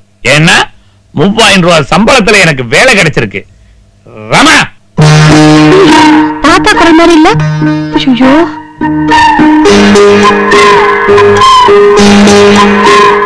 நான் பாக்குறேன். நீங்க என் மாமனார் பூப்பா? மன்னார்குடியில உங்க வீட்டுக்கு வந்து என் பையனுக்காக பொண்ணு கேட்கும் போது வெள்ளையும் சொல்லையுமா வந்து நின்னே, அதே உங்க மாமனார் நீலகண்டன் தான். இனி இப்படித்தான் இருப்பேன், ஏன்னா எனக்கு வேலை கிடைச்சிருச்சு. இந்தாமா மல்லிகைப்பூவும் திருநெல்வேலி அல்வாவும். இந்த வீட்டுக்கு இந்த குடும்பத்துக்கு நீதான் தலைவி. அதனால நீ பிரியப்பட்டு எந்த நாய்க்கு வேணாலும் இதை கொடு. இந்தாங்க இந்தாங்க. என்னங்க இது? நீங்க எந்த நாய்க்கு வேணாலும் குடுன்னு அவ என்கிட்ட கொடுத்துட்டா, அப்ப நான் நாயா? பிரியப்பட்ட நாய்க்குன்னு சொன்னல, அவ உனக்கு பிரியப்பட்டு கொடுக்குறான். அப்படி ஏன் வாழ்க்கையில் ஒரு அர்த்தத்தை எடுத்துக்க மாட்டேங்கிறீங்க? இத பார், உன்னை பொறுத்தளவுல இந்த வீட்டுல இனிமேல் நான் வச்சதான் சட்டம். உனக்கு எல்லாமே இனிமேல் அந்த தின்னதான். தின்ன இல்லையா? நான் எங்க போய் குளிக்கிறது? இவ்வளவு நாளும் என்ன எங்க குளிக்க வச்சீங்க? ரோட்ல போற வயசு பிள்ளைங்க எல்லாம் பார்த்தாங்க, நான் எவ்வளவு கூடி குறுகி போயிருந்தேன். நீயே அங்கேயே போய் குளி. கிழவனுக்கு எல்லாம் ஒரு என்டர்டைன்மெண்ட் ஆயிருக்கட்டும். போடி ஓடி அங்க வருவோம். போ, நீங்க உள்ள போமா. மாமனாருங்கிற முறையில் ஒரு வார்த்தை சொல்றேன். என் பொண்டாட்டி எவ்வளவு கிராதகியா இருந்தாலும் என்ன தின்ன வரைக்கும் தான் ஓட வச்சா, வீட்டை விட்டு ஓட வைக்கல. ஆனா உன் புருஷன் எங்க தப்பு நடந்திருக்குன்னு உன் புருஷன் திரும்பி வர்றதுக்குள்ளாரையாவது யோசிச்சு வை. என்ன பாக்குற? அவன் வருவான்.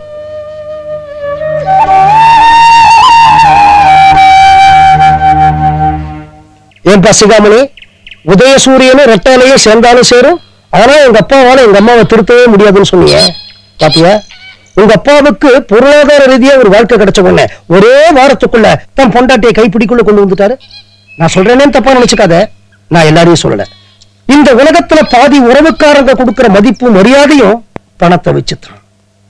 ரைட், இத்தனை நாளா உன் குடும்பத்தினுடைய கண்கள்ல இருந்து மறைஞ்சிருந்த நீ மறுபடியும் உன் குடும்பத்துக்குள்ள போக போற. உன் வீட்டுக்கு இல்ல, உங்க அக்கா வீட்டுக்கு. சிகாமணி, வந்துட்டியா? வந்துட்டியா? வாடா வாடா கண்ணா வா. ஏண்டா ராஜா, என்னதான் பிரச்சனை இருந்தாலும் ஏண்டா ஓடி போன? இந்த அக்கா வீட்டுக்கு வந்திருக்கப்படாதா? நான் அந்த பிரச்சனையை தீர்த்து வச்சிருக்க மாட்டேனா? இப்ப தாண்டா என் வயித்துல பால் வாத்த மாதிரி இருக்கு. என்ன சாப்பிடுற? காஃபியா, டீயா, டிஃபனா, என்ன வேணும்? ஒரு 5000 ரூபாய் பணம் வேணும். சரி வேணாம், 4000 ரூபாய், 3000 ரூபாய், 1000 ரூபாய். உனக்கு கல்யாணம் ஆகி 25 வருஷம் ஆகி 26வது வருஷம் உன் புருஷனோட குப்பை கட்டிட்டு இருக்க. உங்ககிட்ட முழுசா 1000 ரூபாய் இல்ல.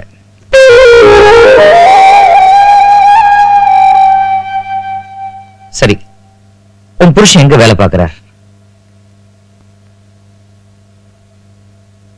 அக்கா, எங்கேயாவது உன் புருஷன் தொடர்ந்து 6 மாசம் வேலை பார்த்திருக்காரா? உன் புருஷன் 100 தடவையாவது வேலையை விட்டு வந்திருப்பாரு. ஒரு தடவையாவது ஏங்க இப்படி வேலையை விட்டு வந்துட்டீங்க அப்படின்னு கேட்டிருக்கியா? கேட்கல. ஏன்? Love, affection. சோ உன் புருஷனால உனக்கு தம்படி காசு பிரயோஜனம் இல்ல. அவர் நம்ம வீட்டு மாப்பிள்ளப்பா, இப்படி தூக்கி எறிஞ்சு பேசுறியே. அம்மாமணியும் நம்ம வீட்டு மருமக, அப்படி எவ்வளவு தடவை நீ தூக்கி எறிஞ்சு பேசிருக்க அக்கா. மாப்பிள்ளை ஒரு சட்டம், மருமகன்னு ஒரு சட்டமா?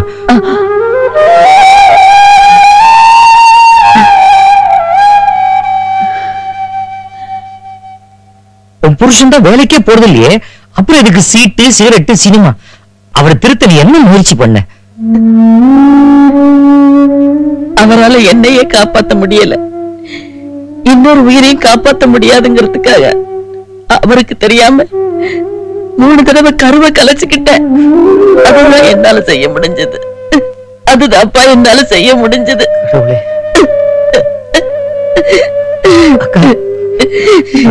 இது அம்மாவுக்கு தெரியாது, அவகிட்ட சொல்லிடாத. அக்கா, உனக்கு உன் புருஷன் சரியில்லாத போது நீ என் பொண்டாட்டியோடு ஒத்து போயிருக்கணும். அப்படி போயிருந்த நான் உனக்கு என்ன செஞ்சாலும் அவன் என்ன தடுத்திருக்க மாட்டான். ஆனா நீ ஒத்து போல, நான் மாட்டி தவிக்கிறேன்.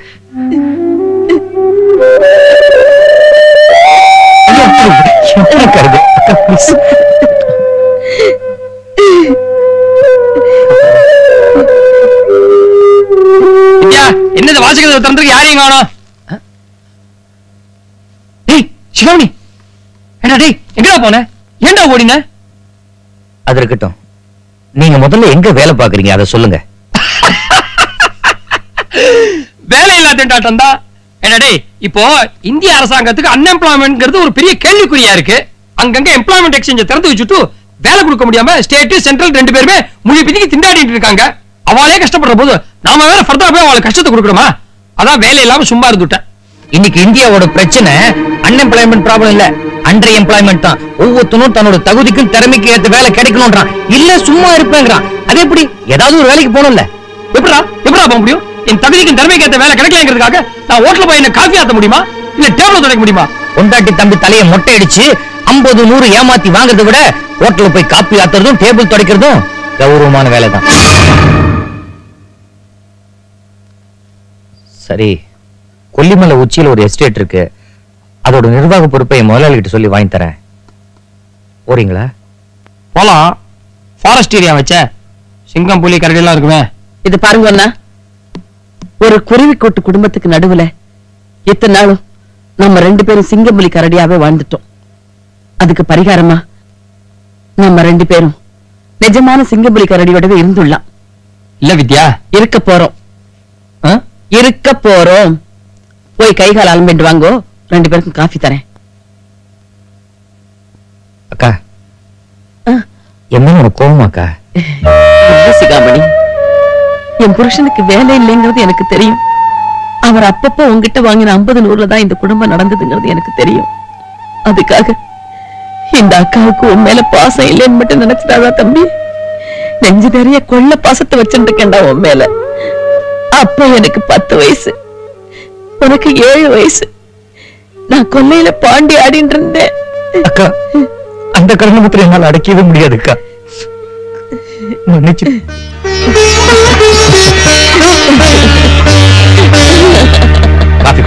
கொண்டு வரேன். இத பாரு, குடும்பத்துல ஒரு பிரச்சனைன்னு வந்தா அதை உடனடியா உட்கார்ந்து பேசி முடிவெடுத்துடணும்.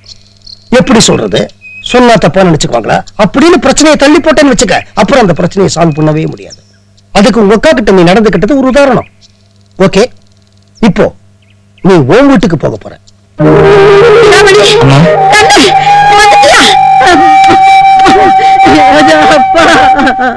உள்ள போய் பேசிக்கலாம். உங்க அப்பா வேலைக்கு போயிருக்காரு. அவருக்கு தெரிஞ்சா என்ன பிச்சு உதவிடுவாரு. சாயந்தரம் வருவாரு. அவரோட பர்மிஷன் வாங்கிட்டு அவரோட சேர்ந்து வரேன். இப்படி போப்பா போ. கண்ணு, ஏப்பா வீட்டை விட்டு ஓடி போன? சொல்றேம்மா, உட்கார். ஒரு பெரியவரு தன்னோட பொண்ணு வைத்து பேரனோடையும் பையன் வைத்து பேரனோடையும் நடந்து போயிட்டு இருந்தாராம். அவரோட வயல்ல ஆடு மேய்ஞ்சிட்டு இருந்தது. பொண்ணு வைத்து பேரன் சொன்னானா, தாத்தா உன்னோட வயல்ல ஆடு மேயுதுன்னு. தாத்தா காதுல விழல. பையன் வைத்து பேரன் சொன்னானா, தாத்தா அவன் சொன்னது காதுல விழலையா, நம்ம வயல்ல ஆடு மேயுது அப்படின்னா. சின்ன குழந்தைங்களுக்கு கூட தெரிஞ்சிருக்கு அப்பா வழி சொந்தத்துல உரிமை இருக்கு, அம்மா வழி சொந்தத்துல கடமை மட்டும்தான் இருக்குன்னு. சில அம்மாக்கள் உரிமை குறைச்சலா இருக்கிற மாப்பிள்ளையோட குழந்தைகளை மடியில போட்டு சீராட்டுவாங்க. ஏன்னா அது அவங்க பொண்ணு வயத்துல பிறந்ததான். உரிமை அதிகமா இருக்கிற பையனோட குழந்தைங்களை 2ஆம் பட்சமா தான் நினைக்கிறாங்க. ஏன்னா அது மருமக வயத்துல பிறந்ததான். இது என்னமா சைக்காலஜி?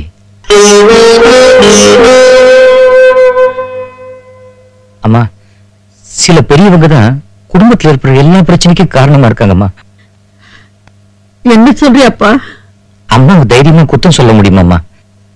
அதனால தான் பொண்டாட்டிக்கு பதில் சொல்ல முடியாம என்ன மாதிரி ஆம்பளைங்க எத்தனையோ பேர் திண்டாடுறாங்க.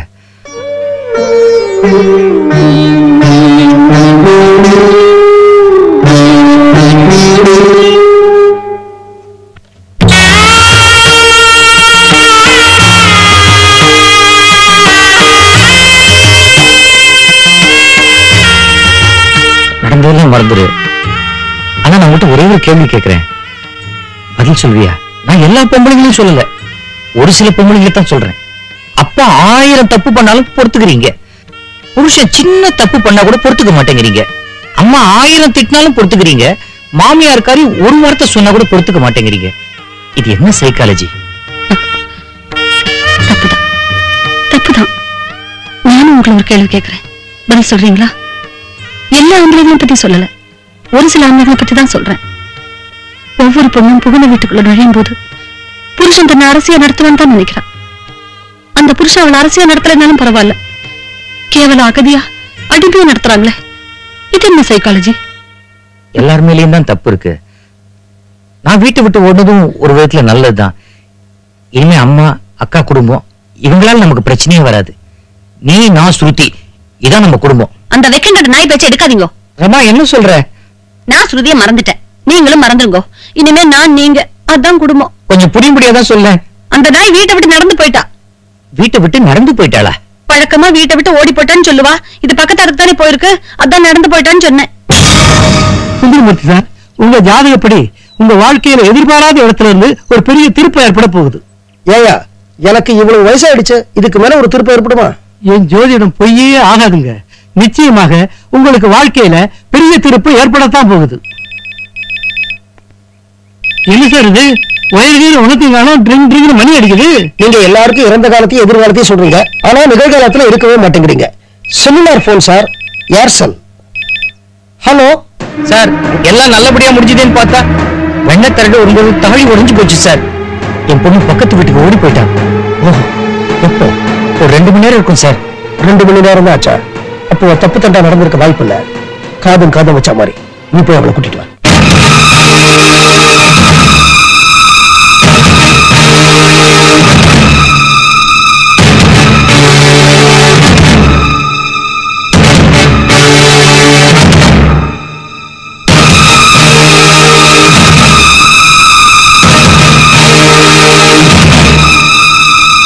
என்ன தைரியம் இருந்தா நம்ம வீட்டுக்குள்ள நுழைஞ்சு அவன் பொண்ணை இழுத்துட்டு போவான். கூப்பிடுறான் அந்த இன்ஸ்பெக்டர். அம்மா வேண்டாமா, ஏதாவது பிரச்சனை ஆயிடுமா? அவ மைனர்மா. ஏரியா இன்ஸ்பெக்டர் என் கைக்குள்ள இருக்கும்போது மைனர் ஆவது மேஜர் ஆவது. அனுப்புற அவன் வீட்டுக்கு அந்த இன்ஸ்பெக்டர்.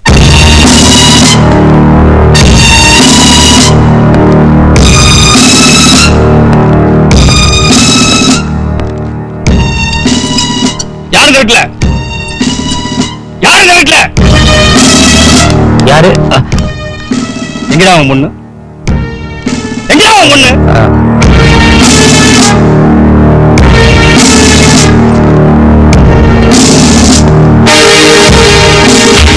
இன்ஸ்பெக்டர், நான் சொன்னதை எடுத்துட்டு வாங்க.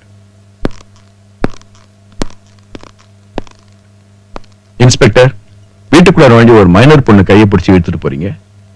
சட்டத்தை மதிக்க வேண்டிய நீங்களே அதை தவறா பயன்படுத்தினா என்ன அர்த்தம்? ரெசிடென்ஷியல் ஏரியாவில் அந்த மாதிரி பொம்பளை இருக்கிறது தப்பு. அதுவும் உங்க தயவுல இருக்கா? அவளுக்கும் உங்களுக்கும் தப்பான உறவு வேற இருக்கு. 24 ஹவர்ஸ்ல அந்த பொம்பளைய இந்த தெருல இருந்து காலி பண்றீங்க.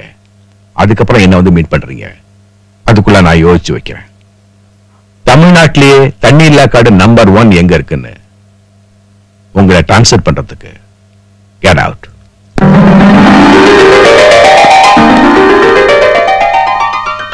இத வாங்கிக்க, கிளம்பு. எங்க? பரீட்சை முடிஞ்சாச்சுல்ல, லீவ் விட்டாச்சுல்ல, கொல்லிமலையில இருக்கிற உங்க அத்தை வீட்டுல போய் 2 மாசம் தங்குற. உனக்கு காலேஜ் படிப்பு இந்த ராசிபுரத்துல இல்ல, நாமக்கல்ல தான் படிக்கிற. 3 வருஷம் ஒழுங்கா படிக்கிற. அதுக்குள்ள உனக்கே அறிவு முதிர்ச்சி ஏற்பட்டு நீ ஏன் அந்த பையனை வேணான்றுவ. அதுக்கப்புறம் நாங்களே ஒரு நல்ல பையனா பார்த்து உனக்கு கல்யாணம் பண்ணி வைக்கிறோம். அப்பா, ஏய், காதலுக்கும் இன்ஃபாச்சுவேஷன் வித்தியாசம் தெரியாம ஏண்டி பெத்தவங்க கழுத்து அறுக்குறீங்க? ஜோசியரே, எதிர்பாராத விதமா என் வாழ்க்கையில ஒரு பெரிய திருப்பம் ஏற்படும் சொன்னீங்க. ஒரு திருப்பமும் ஏற்படல. அந்த மலை மாதிரி என் வாழ்க்கை அப்படியே தான் இருக்கு. என் வாக்கு பொய்யாகாது சார். எதிர்பாராத இடத்துல இருந்து உங்க வாழ்க்கையில ஒரு பெரிய திருப்பம் வரத்தான் போகுது. நீங்க சொன்னா சரி. இத பாருங்க, இந்த டெலிபோன் மணி கூட உங்க வாழ்க்கையில ஒரு பெரிய திருப்பமா அமையலாம். அப்படியே? Very good. ஹலோ சுந்தரமூர்த்தியர் சார், என் பொண்டாட்டி எங்க அம்மாவும் எங்க வீட்டுல உங்களுக்கு ஒரு விருந்து கொடுக்கணும்னு ஆசைப்படுறாங்க. உங்களுக்கு எப்ப சௌகரியப்படும் சொன்னீங்கன்னா வசதியா இருக்கும். ஏமா, ஸ்பெஷலா ஒரு கெஸ்ட் வீட்டுக்கு வந்திருக்கிறேன். உங்க புருஷனை காணோம். அதை ஏன் கேக்குறேன்? தெரிஞ்சுக்கணும் தான் கேட்டேன். இன்னைக்கு உங்க முதலாளி வீட்டுக்கு வர, நீங்களும் வீட்டுல இருங்கன்னு நான் கேட்டேன். அவர் கராரா சொல்லிட்டா லீவ் எடுக்க முடியாதான். நானே வந்திருக்கேன், அப்புறம் லீவ் எடுத்தானே. இதே கேள்வியை தான் நானும் கேட்டேன். அவர் முதலாளியே லீவு கொடுத்தாலும் நான் எடுத்துக்க மாட்டேன்னுட்டார். பாத்தீங்களா, ஒரு 3000 ரூபாய் சம்பளம் அவரை எப்படி மாத்திருக்குன்னு. ஏண்டி, ஒரு பெரிய மனுஷன் சாப்பிட கூப்பிட்டு இலைக்கு முன்னாடி உட்காந்து வச்சுட்டு சாப்பாடு போட மாட்டேன்னு என்னடி அர்த்தம்? நீங்க போடுங்க. நானா? இந்த பார், பொண்டாட்டி வீட்டுல இருக்கும்போது புருஷன் சாப்பாடு போட்டா நல்லா இருக்காதுரி. உங்க அம்மா போடுச்சுங்க. எங்க அம்மாவா? அவர் எனக்கு தான் முதலாளி, நீ தான் போடணும். உங்க அப்பாவுக்கும் அவர் தான் முதலாளி. உங்க அம்மா போட்டவனும் தப்பு இல்ல. உனக்கு என்னாச்சு? விழுந்து விழுந்து சமையல் பண்ணிட்டு இப்ப சாப்பாடு போட மாட்டேன்ற? இல்லண்ணா, நம்ம குடும்பத்து பிரச்சனை இல்ல இவ்வளவு சீக்கிரம் சுமூகமா முடியும் நான் எதிர்பார்க்கவே இல்ல. நானும் தான். எல்லாம் அவரால் தானே நல்லபடியா முடிஞ்சது. ஆமா, அதான் அவர் பார்த்தேன்னா அந்த சந்தோஷத்துல உணர்ச்சி வசப்பட்டு இருக்க கட்டி நிடுவேணும்னு எனக்கு பயமா இருக்கு. அடி போய் புருஷன் கொஞ்ச நாள் ஊர்ல இல்லன்னா உனக்கு தாறுமாறா என்ன போகுது? சீத்து, சாமியை கட்டி பிடிச்சுக்கிறதுல அப்பாவை கட்டி பிடிச்சுக்கிறதுல அதே மாதிரிதான் இதுவும். ஆக இப்போ நீங்க எல்லாம் சந்தோஷமா இருக்கீங்க இல்லையா? எங்களை சந்தோஷமா தமாஷா பேச வச்சு வாழ வச்சு தெய்வமே நீங்க தானே. நீங்க சந்தோஷமா இருக்கீங்க இல்லையா? நானும் சந்தோஷமா இருக்க வேண்டாமா? இலைய போட்டிருக்கீங்க, சாப்பாட்டை காணும். இது என்னது இது ரசமா இருக்கு? தக்காளி போட்ட பைனாப்பிள் ரசம். ஏண்டி முதலாளிக்கு என்ன மலைச்சிக்கலாம்? போ முதல்ல பாயசம் எடுத்துட்டு போ. என்ன பாயசம் அது? அரைச்சு விட்ட கத்திரிக்காய் பாயசம். அரைச்சு விட்ட கத்திரிக்காய் பாயசம்? இல்ல, நான் அரைச்சு விட்ட கத்திரிக்காய் சாம்பார் வர சமைச்சு வச்சிருக்கேன். இது பால் பாயசம். கொஞ்சம் குழம்பி போயிருக்கேன். கொஞ்சம் தான். நீங்க மேல மேல பேசி குழப்பாதீங்க. உங்க முதலாளி பேர் சிகாமணி தானே? அடி பாவி, உன் புருஷன் நான் தாண்டி சிகாமணி. அவர் பேர் சுந்தரமூர்த்தி. எதுவா இருந்தானே முதலாளியும் கூப்பிடேன். இப்போ அப்ப இது ரமாமணிங்கிற யாரு? ஒரு அரை விட்டே உனக்கு பூர்வ ஜென்மமே ஞாபகம் வந்துரும். ஓடி. என்ன வெக்கம் மரியாதை. ஐயா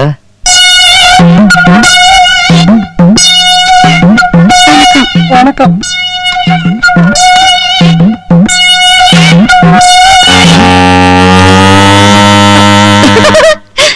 சார், நான் உங்களை எங்கேயோ பாத்திருக்கேன். அவ்வளவுதானா? அம்மா, எனக்கு நிறைய தொழில சம்பந்தம் இருக்கு. என்னுடைய போட்டோ அடிக்கடி பத்திரிகையில வரும். அந்த பத்திரிகையில நீ என்ன பார்த்திருப்ப. பாயசத்தை ஊத்து. சரி சார். சார், நான் இது வரைக்கும் பத்திரிகையே பார்த்தது இல்ல. உங்களை நான் எங்கேயோ பாத்திருக்கேன் சார். அம்மா, நான் லயன்ஸ் கிளப் மெம்பர். நிறைய ரோட்டரி கிளப்ஸ் மீட்டிங் அட்டெண்ட் பண்ணிருக்கேன். சேம்பர் ஆஃப் காமர்ஸ்ல எனக்கு சம்பந்தம் இருக்கு. அங்க எங்கேயாவது பார்த்திருப்பேன். பாயசத்தை ஊத்த. ஓஹோ சார், என் புருஷன் இருக்காரு, பக்கத்துல இருக்க டென்ட் கொட்டையை கூட கூட்டு போக மாட்டாரு. நான் இங்க இந்த lottery club, science club, chamber, commerce இல்ல சார், நான் உங்களை எங்கேயோ பார்த்திருக்கேன். அம்மா, நான் நிறைய கல்யாணங்கள் அட்டெண்ட் பண்ணிருக்கேன். அந்த கல்யாணங்கள்ல மணமகனுக்கு தாலி எடுத்து கொடுப்பேன். அவங்க கட்டுவாங்க. அந்த கல்யாணத்துல எங்கேயா பார்த்திருப்பேன். பாயசத்தை ஊத்துமா. சார், ஒரு மனுஷனும் எங்களை மதிச்சு இது வரைக்கும் கல்யாண பத்திரிகை கொடுத்தது இல்ல. அப்புறம் நான் எங்க கல்யாணத்துல பாக்குறது? ஐயோ சார், நான் உங்களை எங்கேயோ பார்த்திருக்கேன். சிகாமணி, என்ன பாது? நான் போற இடங்கள்லாம் சொல்லிட்டேன், அங்கெல்லாம் பாக்கலங்கிறா. ஆனா எங்கேயோ பார்த்திருக்கேன் அப்படின்னா நான் என்னப்பா பண்ண முடியும்? என்ன மாதிரி ஒரு வயசானவனை இலைக்கு முன்னாடி உட்கார வச்சு பாயசத்தையும் கண்ண காட்டி அதை ஊத்தாம இருந்தா எப்படிப்பா? வயிறு கவாகவாங்கிறது ஊத்த சொல்லுப்பா. சார், குறுக்க பேசாதீங்க சார், நான் யோசிச்சுட்டு இருக்கேன். சார், நான் உங்களை எங்கேயோ பார்த்திருக்கேன் சார். ராமா, உன் பொண்டாட்டி 6 முறை யோசிக்கட்டும். அவளுக்கு எங்க பார்த்தேங்கிற ஞாபகம் வரட்டும். அதுக்கப்புறம் நீ எனக்கு டெலிபோன் பண்ணு. அப்புறமா நான் வந்து சாப்பிடுறேன். நான் ஒண்ணு சொல்றேன், ஒரு வயசான கிழவனை வெறும் இலைக்கு முன்னாடி உட்கார வைக்கிற குடும்பம் இருக்க, அதை விட குடும்பம் உலகத்துல கிடையவே கிடையாது. நான் வரேன். Sir sir please. எங்கேயோ பார்த்திருக்கேன். ஞாபகம் வந்துட்டோ, மன்னார்குடி போர்டே ஸ்கூல் கணக்கு டீச்சர் மகேஸ்வரியை நீங்க வச்சிருந்தேன். ஐயோ,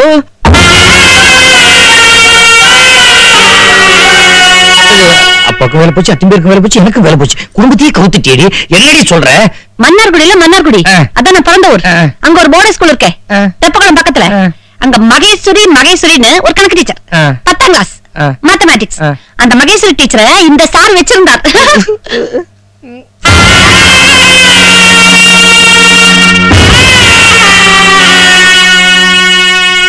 மன்னார்குடி போர்டே ஸ்கூல் கணக்கு டீச்சர் மகேஸ்வரியை நான் வச்சிருந்தேனா? ஆமா, நானே பாத்திருக்கேன். அந்த அம்மாவை நீங்க வச்சுட்டு இருக்கோம், அதனாலதான் அந்த அம்மா உங்களை வச்சுட்டு இருந்தா. ஏய், என்னடி உளறற? எல்லாத்துக்கும் என்னைய திட்டுங்க. உங்க அம்மா தப்பு பண்ணா, உங்க அக்கா தப்பு பண்ணா, உங்க பொண்ணு தப்பு பண்ணா, எல்லாத்துக்கும் நான் தானா? இப்ப உங்க முதலாளி தப்பு பண்ணிருக்காரு, அதுக்கு என்னைய திட்டணுமா? ஏய், இத பாரு, என் பொறுமையை சோதிக்காத. ஐயோ, என்ன சோதிக்காதே? 10ஆம் கிளாஸ் படிக்கிறச்ச நான் கணக்குல வீக்குன்னு உங்களுக்கு தெரியுமோ? அரையாண்டு பரீட்சையில 29 மார்க் தான் வாங்கினேன்னு உங்களுக்கு தெரியுமோ? இந்த கழுதை எப்படியாவது ஒப்பேத்துங்கன்னுட்டு எங்க அப்பா மகேஸ்வரி டீச்சர்ட்ட கொண்டு போய் என்ன டியூஷனுக்கு விட்டாரே, அது உங்களுக்கு தெரியுமோ? இந்த விஷயத்தெல்லாம் மறைச்சிட்டு எங்க அப்பா உங்களுக்கு என்ன கட்டி வச்சுட்டார். இப்ப நான் மாட்டின்னு முடிக்க வேண்டியதா இருக்கு.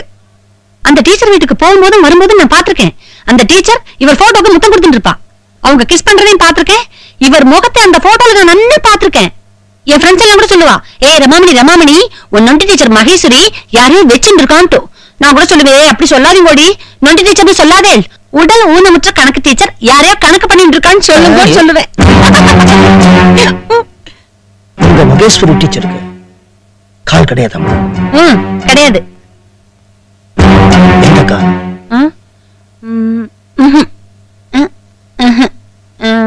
ஆமா சார், இந்த இடது கால் இல்ல, வலது கால் இருக்கு. அந்த மகேஸ்வரி டீச்சருக்கு வேற ஏதாவது பேர் இருக்கா? உமா மகேஸ்வரின்னு பேரு.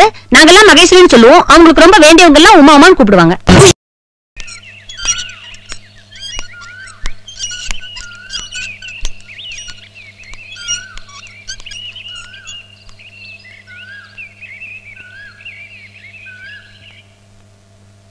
அப்பலாம் சாப்பிடுங்கம்மா. பேசிக்காம டென்ஷன் ஆகாத. சாரி, குப்பு தொட்டிங்க. வடிவல் நீ வச்சுக்க. கொஞ்சம்